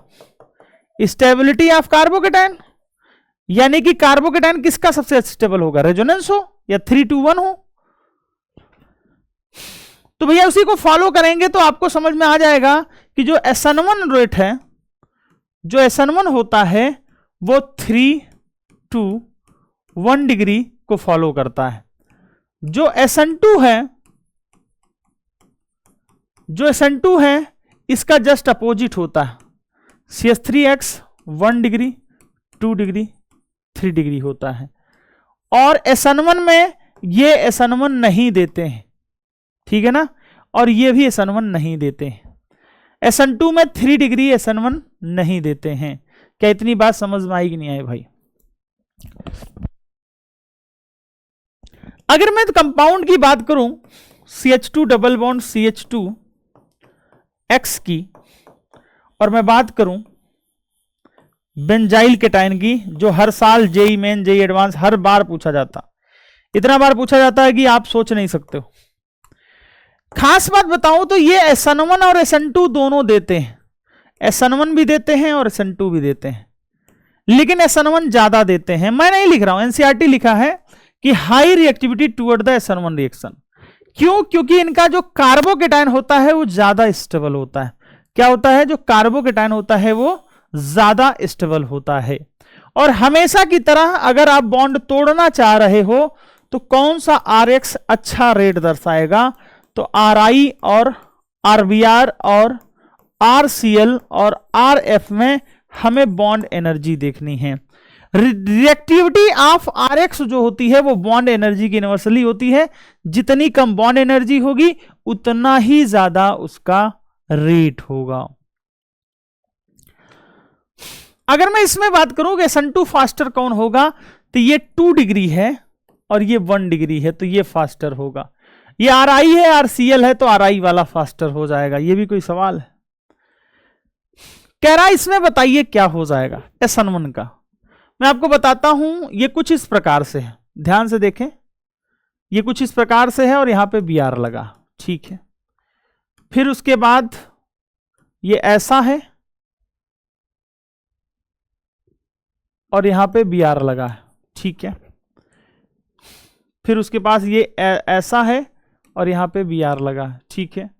और ये ऐसा है, यहां पे Br लगा है। अगर मैं आपसे पूछूं कि इसमें रिएक्टिविटी किसकी ज्यादा होगी, तो ये 1 डिग्री है, ये भी 1 डिग्री है, ये 2 डिग्री है, ये 3 डिग्री है। तो 3 डिग्री का SN1 ज्यादा होगा 2 डिग्री से। अब ये दोनों 1 डिग्री है तो इसका ज्यादा क्यों हो रहा है? यहां पे क्या आ रहा है? स्टेरिक हिंड्रेंस आ रहा है। स्टेरिक हिंड्रेंस इसके बॉन्ड को तोड़ देगा, इस C और X के बॉन्ड को तोड़ देगा स्टेरिक हिंड्रेंस लगा के, या मैं बोल दूं कि EDG ग्रुप लग रहा है जो इसके बॉन्ड को तोड़ने में मदद करेगा। तुमने कहा अच्छा, SN2 में जस्ट अपोजिट हो जाएगा। जब भी डिग्री सेम आए तो स्टेरिक हिंड्रेंस ज्यादा होगा तो SN1 रेट ज्यादा होगा और SN2 का रेट कम हो जाएगा। अगर दो लोगों की डिग्री सेम हो तो ये बात को आपको ध्यान रखना पड़ेगा, SN1 हो जाएगा और इसका उल्टा SN2 हो जाएगा।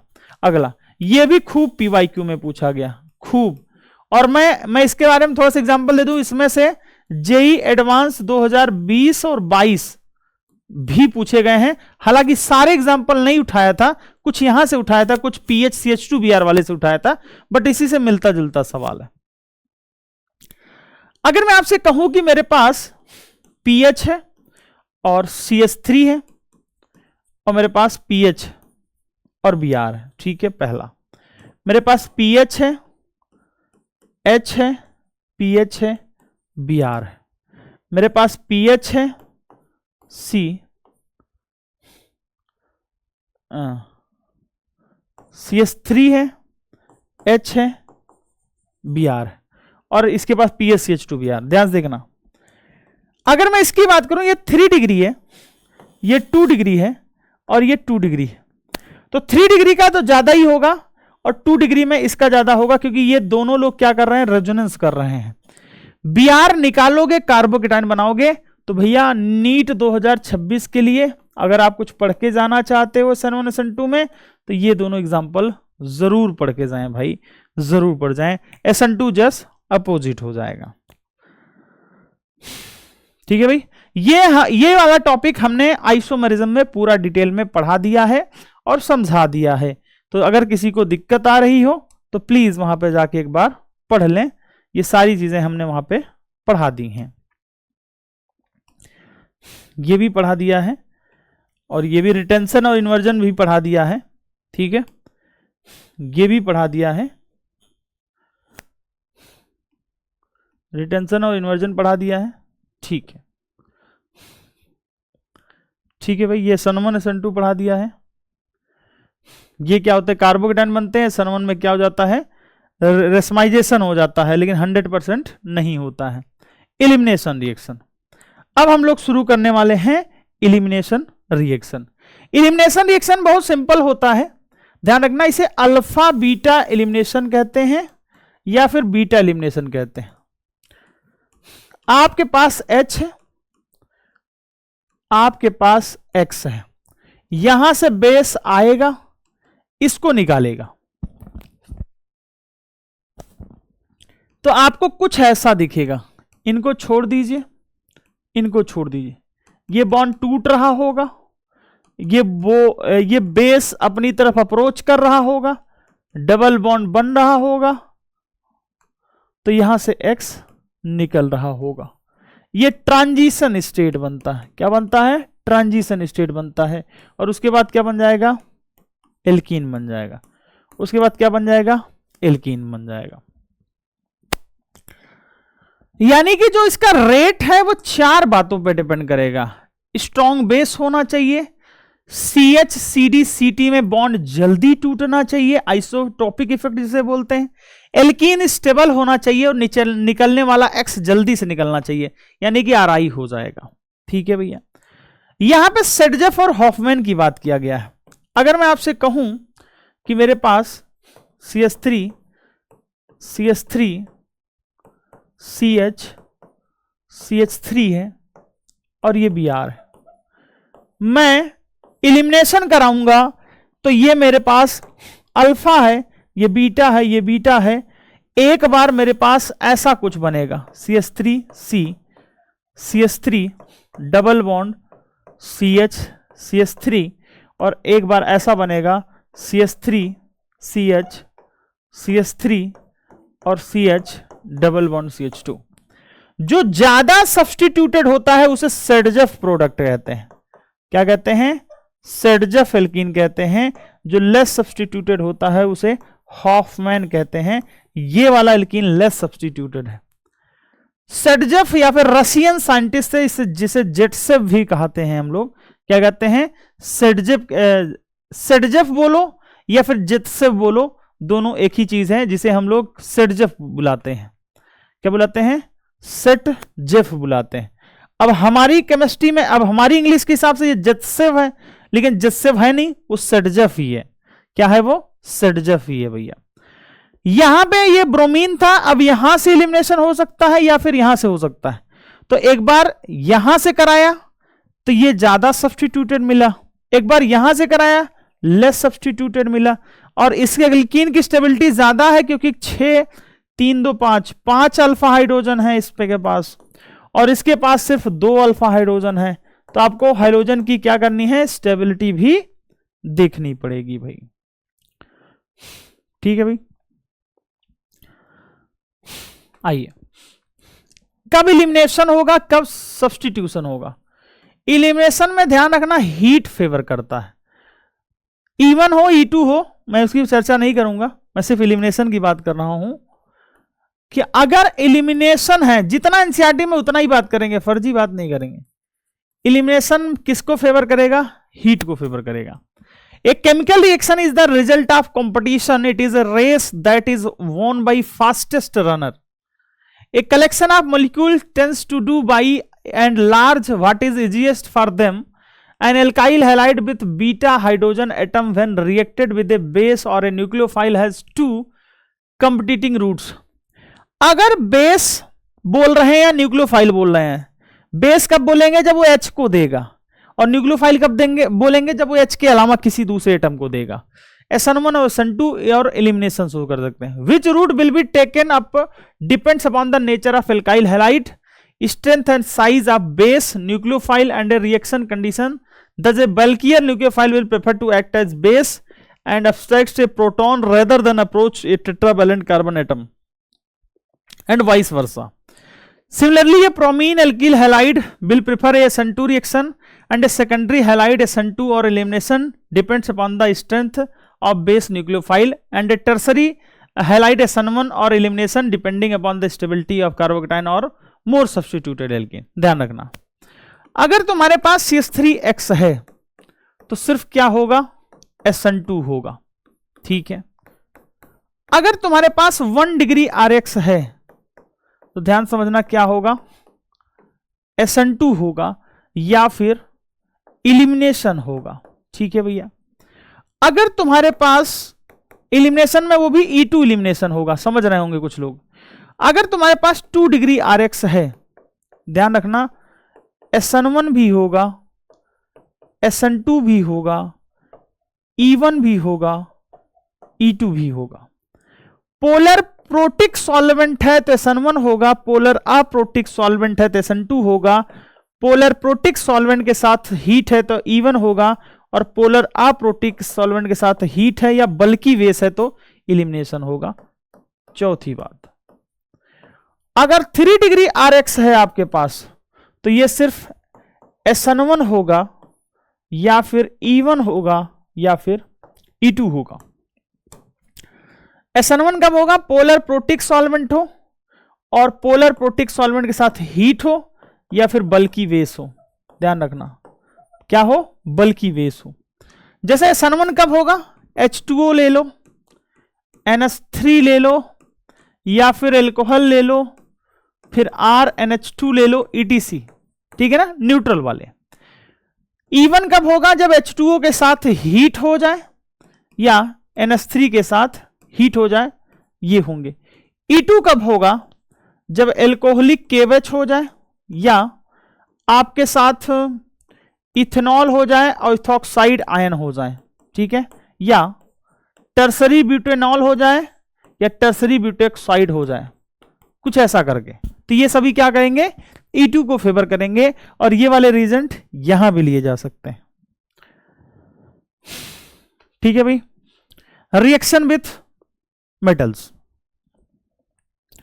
देखो जब RX की रिएक्शन तुम Mg से कराओगे तो RMgX बनेगा, जिसे हम लोग ग्रिग्नार्ड रिएजेंट कहते हैं.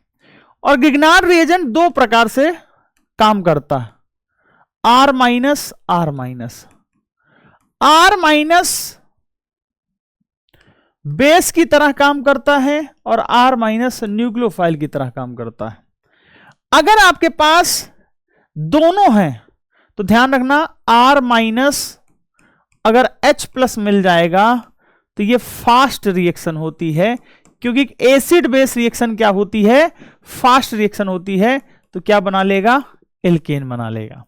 क्या बना लेगा, एल्केन बना लेगा. और इसे ऑर्गेनोमेटेलिक कंपाउंड भी हम लोग कहते हैं.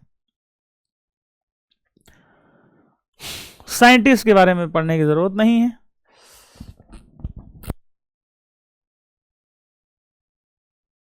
Hello hello hello. ठीक है, आगे बढ़ते हैं. In the Grignard reason the carbon magnesium bond is covalent but highly polar with carbon pulling electrons from electropositive magnesium. The magnesium hydrogen bond is essentially ionic. Magnesium और hydrogen bond क्या होते हैं, आयनिक होते हैं. और RMg की bond क्या होती है, कोवेलेंट होती है. ये PYQ में पूछा गया है, ध्यान रखना. Grignard reagent are highly reactive and react with any source of proton of give hydrocarbon. Even water, alcohol, amines are sufficiently acidic to convert them to corresponding hydrocarbon. It is there necessary to avoid even traces of moisture from a Grignard reagent.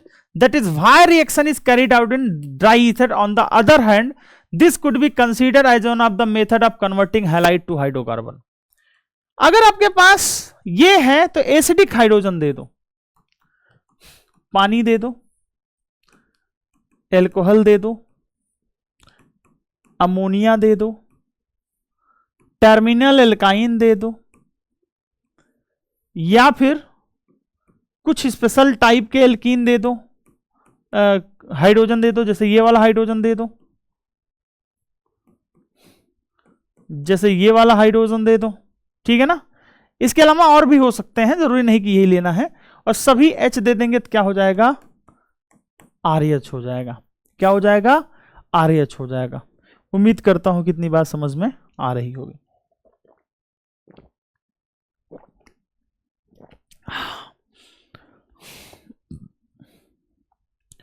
ठीक है भाई, चले आगे बढ़े। आइए, उट्स reaction क्या होती है। उट्स रिएक्शन बहुत सिंपल है। अगर आपकी RX से रिएक्शन करा रहे हैं सोडियम डाई ईथर के साथ, ठीक है ना, तो दो मॉलिक्यूल RX मिलके क्या बना लेते हैं, डबल R बना लेते हैं। क्या बना लेते हैं, डबल R बना लेते हैं। ध्यान रखना, ये 11th में हमने पढ़ा था और डिटेल में सीखा था, तो यहां पे बहुत ज्यादा पढ़ने की जरूरत नहीं है। अब आएगा न्यूक्लियोफिलिक सब्स्टिट्यूशन रिएक्शन। ध्यान रखना, कभी भी ये वाले लोग हों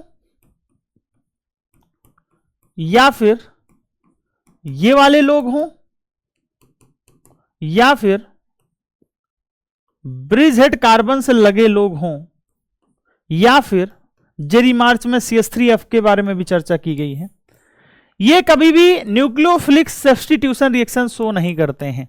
इसकी बॉन्ड एनर्जी हाई होती, नहीं टूटता है, और इसके बैक साइड पे अटैक नहीं हो सकता, ना ही ये कार्बोकेटाइन बन सकता है। पार्शियल डबल बॉन्ड कैरेक्टर है, पार्शियल डबल बॉन्ड कैरेक्टर है, तो ये लोग क्या करते हैं, न्यूक्लियोफिलिक सब्स्टिट्यूशन रिएक्शन शो नहीं करते हैं। Difference in hybridisation of carbon atom in CX bond, इसी के बारे में बार बार समझा रखा है और डिटेल में ये बात आपको समझनी पड़ेगी कि SN1 करोगे तो फिनाइल केटाइन बन जाएगा जो अनस्टेबल हो जाता है। तो ये 4 रीजन आपको दे रखे हैं भैया, तो चारों रीजन के बारे में, because of the possible repulsion it is less likely for the reaction for the electron rich nucleophile to approach electron rich alkenes, इतना नहीं होता है।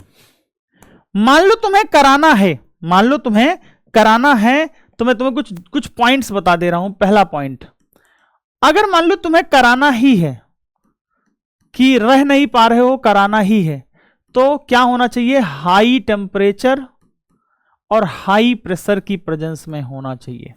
दूसरा, मान लो हाई टेम्परेचर हाई प्रेशर नहीं लेना चाह रहे हो, ध्यान रखना, तो आर्थो पैरा पे क्या होने चाहिए, कम से कम एक इलेक्ट्रॉन विड्रॉविंग ग्रुप होने चाहिए। तो ये भी देंगे और ये भी देंगे।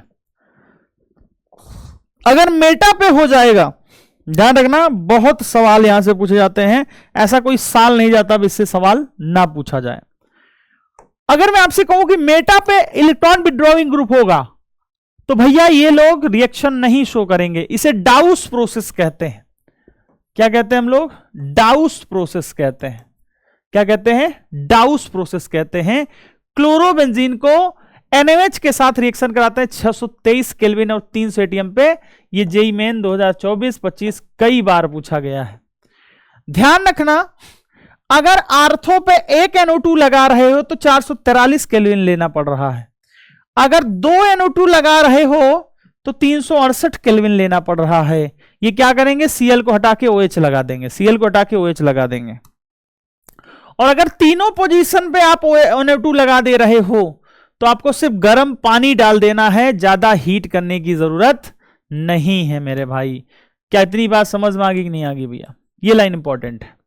The effect is pronounced when NO2 group is introduce at ortho para position, however no effect on reactivity of haloarene is observed by the presence of electron withdrawing group at meta position. ध्यान रखना कि अगर तुम्हारे पास X है और Meta पे electron withdrawing group है, चाहे एक पे हो चाहे दो पे हो, ध्यान रखना एनसीईआरटी में एक की चर्चा की गई, मैं दोनों बता रहा हूं, रिएक्शन पॉसिबल नहीं है। क्यों नहीं पॉसिबल है? क्योंकि हमने देखा है कि कभी भी मेटा पोजीशन पे लगे हुए ग्रुप का मीजोमेरिक इफेक्ट या रेजोनेंस इफेक्ट ऑब्जर्व नहीं होता है, यानी कि वहां पे चार्ज नहीं जाता है, जिसकी वजह से ये इफेक्ट ऑब्जर्व नहीं होगा। अब इसे रेजोनेंस के माध्यम से करके दिखाया गया है, तो आइए हम लोग भी ध्यान से देख लेते हैं, परेशान होने की जरूरत नहीं है। सबसे पहला स्टेप क्या होता है कि Cl- इस पे अटैक करता है, तो इसे हम लोग SN-AE मैकेनिज्म भी कहते हैं, एडिशन देन इलिमिनेशन। OH- इस पे अटैक करता, डबल बॉन्ड शिफ्ट हो जाता, फिर वो रेजोनेंस करते हैं आपस में, और ये मिशन हाइमर कॉम्प्लेक्स बनाता है, और देन बाद में क्या होता है, Cl निकल जाता है और फिर से वो बेंजीन बन जाता है। ये जो नेगेटिव चार्ज घूम रहा है, ये आर्थो और पैरा पे घूम रहा है, आर्थो पैरा पे। कहां पे घूम रहा है? आर्थो पैरा पे घूम रहा है। आर्थो पे लगा के देख लिया, आर्थो पैरा पे घूम रहा है। मेटा पे लगा दिया, जहां भी मेटा पे लगाओगे, मेटा पे एक बार भी नेगेटिव चार्ज नहीं आया है, जिसकी वजह से ये रिएक्शन पॉसिबल नहीं होगा। क्या ये बात याद रहेगा भाई? दो स्टेप की रिएक्शन है, पहले एडिशन होता है देन इलिमिनेशन होता है, इसीलिए इसे SN-AE मैकेनिज्म कहते हैं। पहले एडिशन होगा, डबल बॉन्ड टूटेगा, देन इलिमिनेशन हो जाएगा, तो Cl वहां से निकल जाएगा। दो प्रकार के स्टेप होंगे, दो प्रकार की मैकेनिज्म होती हैं, याद रखना है आपको ये बात। Can you think why does NO2 group show its effect only an ortho and para position and not meta? Resonance के थ्रू होता है, और जिसका आपको एक्सप्लेनेशन दे रखा है। As shown the presence of nitro group at ortho and para position withdraw the electron density from the benzene ring and thus facilitate the attack of the nucleophile on haloarenes. The carbon ion thus formed is stabilized through resonance. The negative charge appeared at ortho and para positions with respect to halogen substitute is stabilized by NO2 group, while in case of meta nitrobenzene none of the resonating structure bear the negative charge on carbon atom bearing NO2. Same बात बोल रहा जो मैंने बताया। आइए ध्यान समझते हैं। हेलोजन के बारे में अगर आप रेजोनेंस करके देखोगे, तो हेलोजन के बारे में आपको बता देता हूं कि भैया अगर कोई आपसे पूछे कि हेलोजन क्या है, ध्यान रखना इसके पास लोन पेयर होते हैं, तो ये ओपी डायरेक्टर होते हैं। क्या होते हैं? ओपी डायरेक्टर होते हैं, लेकिन ओवरऑल खींचते हैं तो ये इलेक्ट्रॉन डेंसिटी घटा देते हैं। इलेक्ट्रॉन डेंसिटी को क्या कर देते हैं? घटा देते हैं। बेंजीन रिंग की इलेक्ट्रॉन डेंसिटी को घटा देते हैं। लेकिन अगर मैं कहूं कि ये लोन पेयर अगर रेजोनेंस करेंगे तो क्या हो जाएगा? ये रेजोनेंस करेंगे, डबल बॉन्ड यहां होगा, डबल बॉन्ड यहां होगा, लैम्डा माइनस होगा, लैम्डा माइनस होगा, लैम्डा माइनस होगा, ये रेजोनेटिंग स्ट्रक्चर होगा। और इस पे कोई भी इलेक्ट्रोफाइल आप अटैक कराओगे तो आर्थो या पैरा पोजीशन पे लगेगा। चलिए भाई, इतनी बात समझ में आ गई है। अब अगर आपके पास क्लोरीनेशन कराओगे, ध्यान से समझना, हेलोजिनेशन कराओगे तो Cl2 FeCl3 लोगे तो पैरा पे क्लोरीन लग जाएगा, तो ये मेजर हो जाएगा। नाइट्रेशन कराओगे तो कॉन्सेंट्रेट HNO3 और H2SO4 लोगे तो आर्थो पैरा बनेगा, पैरा वाला मेजर हो जाएगा, स्टेरिक हिंड्रेंस।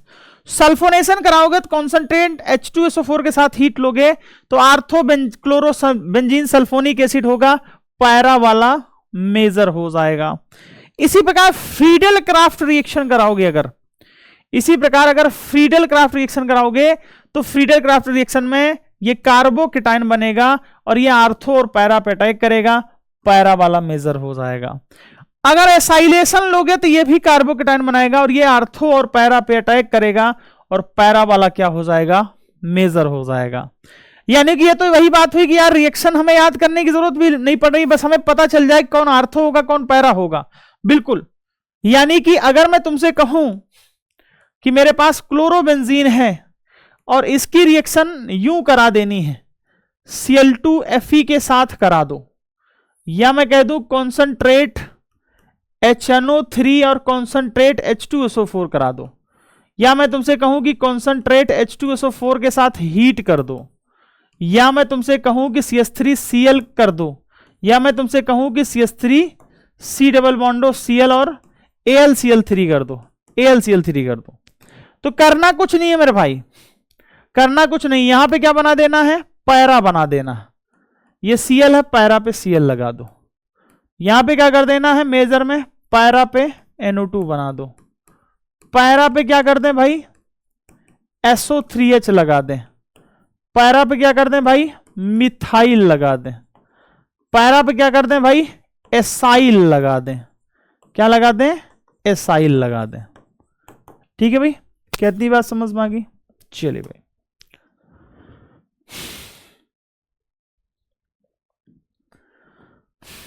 आइए आपको वही समझाया गया है कि कैसे अटैक करते हैं, आर्थो पैरा पोजीशन पे कैसे ये जुड़ते हैं। आइए, अगर मेटल के साथ रिएक्शन करोगे, ध्यान से रखना, एक वुड्स फिटिक रिएक्शन होती है और एक फिटिक रिएक्शन होती है।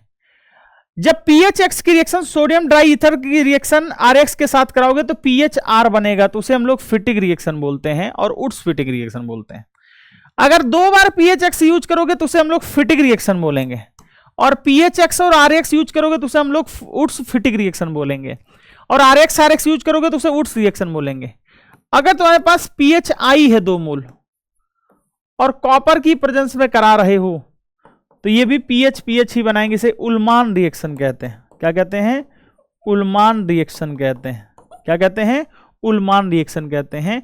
कोई मैकेनिज्म की जरूरत नहीं है, डायरेक्ट ये रिएक्शन आपको पता होनी चाहिए। Which alkyl halide from the following pairs would you expect to react more rapidly and SN2 mechanism? Explain your answer.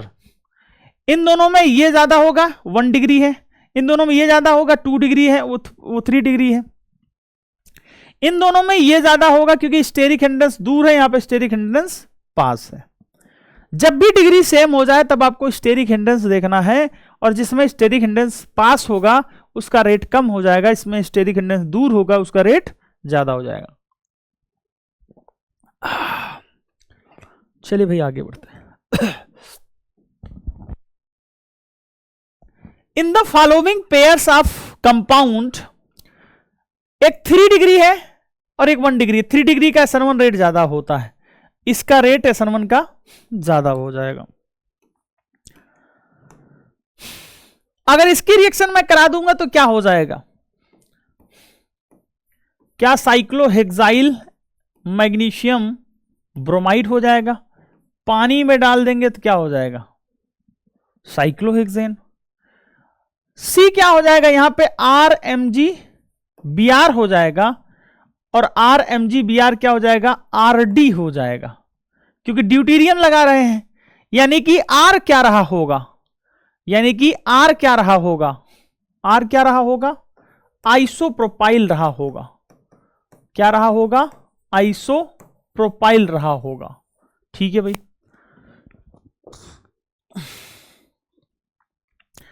RX की रिएक्शन हम लोग सोडियम डाई ईथर से करा रहे हैं, यानी कि ये सिमेट्रिकल बनाता है। यानी कि क्या रहा होगा, CH3C CH3 और CH3Br रहा होगा, ये X मान लो। इसकी रिएक्शन Mg डाई ईथर से कराओगे तो क्या हो जाएगा, CH3 होल थ्रायस MgBr, और इसको पानी में डाल दोगे तो क्या हो जाएगा,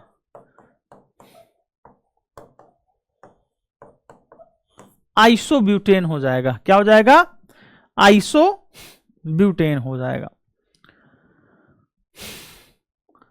अब इस चैप्टर के लास्ट टॉपिक की तरफ हम बढ़े तो हमें एक चीज समझ में आ रही है कि सबसे इंपॉर्टेंट चीजें जो हैं वो लास्ट में रहती हैं और हम छोड़ देते हैं। मैं तुम्हें बताऊं कि जेईई मेन ने खूब सारे सवाल पूछे हैं। पहला कि पेंट रिमूवर के रूप में किसे यूज किया जाता है, पेंट रिमूवर के रूप में किसे यूज किया जाता है, यह भी पीवाईक्यू में पूछा गया। ठीक है भाई, और इसका नाम क्या होता है, डाइक्लोरोमीथेन का मिथाइलिन क्लोराइड होता है। It is also used as metal cleaning and finishing solvent. Methylene chloride harm the human central nervous system को नुकसान पहुंचाता है। Exposure to lower level of methylene chloride in air can lead to slightly impaired hearing and vision. अगर अब air में मिल जाए तो हमें सुनने और देखने में दिक्कत क्रिएट कर सकता है, ठीक है ना, जिसे हमें हरारत आ सकती, चक्कर आ सकता है, हम गिर सकते हैं, ब्लाइंडनेस भी हो सकता है, ठीक है ना। Tingling and numbness in the fingers and toes, अंगूठों में क्या हो सकता है, दिक्कत हो सकता है। और direct intact with the ice can burn the Korea, ये भी तुम्हें याद रखना है। ट्राइक्लोरोमीथेन जिसे क्लोरोफॉर्म कहते हैं, इसके बारे में तुम्हें बहुत अच्छे से याद रखना है। फ्रियोन रेफ्रिजरेंट R22 बोलते हैं, ठीक है भाई। और क्लोरोफॉर्म के बारे में और मैं बता दूं क्या इंपॉर्टेंट है। क्लोरोफॉर्म को पहले हम लोग बेहोश करने के लिए यूज करते थे, तो लिखा है कि जनरल एनेस्थेटिक, ये पीवाईक्यू में खूब पूछा गया है। क्लोरोफॉर्म को एनेस्थेटिक के रूप में हम लोग यूज कर सकते हैं। और क्लोरोफॉर्म अगर ऑक्सीजन के संपर्क में आ जाएगा तो पॉस्जीन गैस बनाएगा, जो कि बहुत ही जहरीली गैस होती है, जो कि हमारे लिए बिल्कुल अच्छी नहीं है। Chloroform is slowly oxidised by air in the presence of light to an extremely poisonous gas, जिसे हम लोग कार्बोनिल क्लोराइड गैस कहते हैं। तो ये बातें आपको यहां से निकाल के आएंगी। ट्राई आइडोमेथेन जिसे आइडोफॉर्म कहते हैं, जेई मेन ने इसमें मैच द कॉलम पूछा था कि it was used earlier as antiseptic and antiseptic properties. इसे हम लोग एंटीसेप्टिक में यूज करते हैं। क्या करते हैं, एंटीसेप्टिक में यूज करते हैं। अगला है टेट्राक्लोरोमीथेन। टेट्राक्लोरोमीथेन के बारे में भी पूछा गया है कि क्या यूज करते हैं, इसको किस में यूज किया जाता है। It is produced in a large quantity for use in manufacture of refrigerant and propellants for aerosol cans. It is also used as feedstock in the synthesis of chlorofluorocarbon and other chemicals. Pharmaceutical manufacturing and general solvent use. Solvent के form में इसे बहुत use किया जाता है। Until the mid 1960 it was widely used as cleaning fluid both in industry at degreasing agent. याद रखना, spot remover या फिर क्लीनिंग इंडस्ट्री में इसे यूज किया जाता है, ठीक है भाई, ठीक है। There is some evidence that exposure to carbon tetrachloride cause liver cancer in human. The most common effect are dizziness, light headedness, nausea and vomiting, उल्टी पुल्टी होने लगेगा, कुछ कुछ चीजें बोले। When carbon chloride is release into the air it rise to atmospheric and deplete the ozone layer. ध्यान रखना, ये ओजोन लेयर से रिलेटेड भी सवाल इस पे पूछे जाते हैं। Ozone layer is believed in to increase human exposure to ultraviolet rays leading to increase skin cancer, eye disease, ठीक है ना। ये ओजोन लेयर वाली गैस में आती है, ग्रीन हाउस गैसेस में आती है, ठीक है ना भाई। ग्रीन हाउस गैसेस कौन है कौन से नहीं है, इस पे भी सवाल पूछे जाते हैं। द क्लोरोफ्लोरोकार्बन में दो सवाल पूछा जाएगा। पहले तो पूछा जाएगा कि क्लोरोफ्लोरोकार्बन कंपाउंड्स ऑफ मीथेन और नीथेन क्या होते हैं, फ्रियोन्स होते हैं। पहला तो ये सवाल जेईई मेन में पूछा जा चुका, ठीक है भाई। और फ्रियोन 1,2 किसे कहते हैं, ये CCl2F2 को कहते हैं, ठीक है। कैसे बनाया जाता है, CCl4 की रिएक्शन हम लोग AgF से करा देते हैं, 2 मोल AgF से करा देते हैं तो CF2Cl2 बन जाता है। इसे शॉर्ट्स रिएक्शन कहते हैं। क्या कहते हैं, शॉर्ट्स रिएक्शन कहते हैं। लास्ट वाला जो टॉपिक है उसे तुम्हें ध्यान रखना है कि कौन कौन से लाइन इंपॉर्टेंट है। पहला तो इसका IUPAC नाम पूछा जा सकता है, DDT का IUPAC नाम पूछा जाएगा, तो ध्यान रखना ये हो जाएगा पैरेंट कार्बन चेन, नंबरिंग होगी 1 और ये 2। तो आप लिखोगे 1,1,1 ट्राइक्लोरो 2,2 बिस, और लिखोगे 4 क्लोरो फेनिल, और लास्ट में क्या लिखोगे, 2 कार्बन है तो ethane. This is the IUPAC नाम। इसे इंसेक्टिसाइड में यूज किया जाता है, यह भी बहुत बार पूछा गया है। ये 22 में और 24 में पूछा गया है। इंसेक्टिसाइड में हम किसे यूज करते हैं, तो नाम हो जाएगा DDT। ठीक है, डाइक्लोरो डाइफिनाइल ट्राइक्लोरो इथेन नाम होता है। ठीक है भाई, ये याद रहेगा नाम लोगों को। Para comma para dichloro diphenyl trichloro ethane, इसे हम लोग DDT कहते हैं। और DDT सिर्फ आपको याद रखना है क्या होते हैं, इंसेक्टिसाइड होते हैं। क्या होते हैं, इंसेक्टिसाइड होते हैं। तो इस चैप्टर में आपको बस इतना ही करना है। ठीक है, इससे ज्यादा आपको करने की जरूरत नहीं है। हाँ, नोट्स अटेंड करना इंपॉर्टेंट है। अगर आप अपने टीचर्स का नोट्स अटेंड करके नहीं आ रहे हो, यानी कि आप चीजों को बहुत अच्छे से पढ़ के नहीं आ रहे हो, और बहुत अच्छे से नहीं पढ़ के आओगे, तो आपको यहां जो भी चीज पढ़ाई जाएगी आप कैच नहीं कर पाओगे। तो कैच करने के लिए आपको चीजों को पहले एक बार अच्छे से पढ़ा हुआ होना बहुत ही ज्यादा जरूरी है। तो चलिए, इन्हीं शब्दों के साथ इस लेक्चर को मैं समाप्त करता हूं, और थैंक यू, शुक्रिया, नमस्कार, जय हिंद।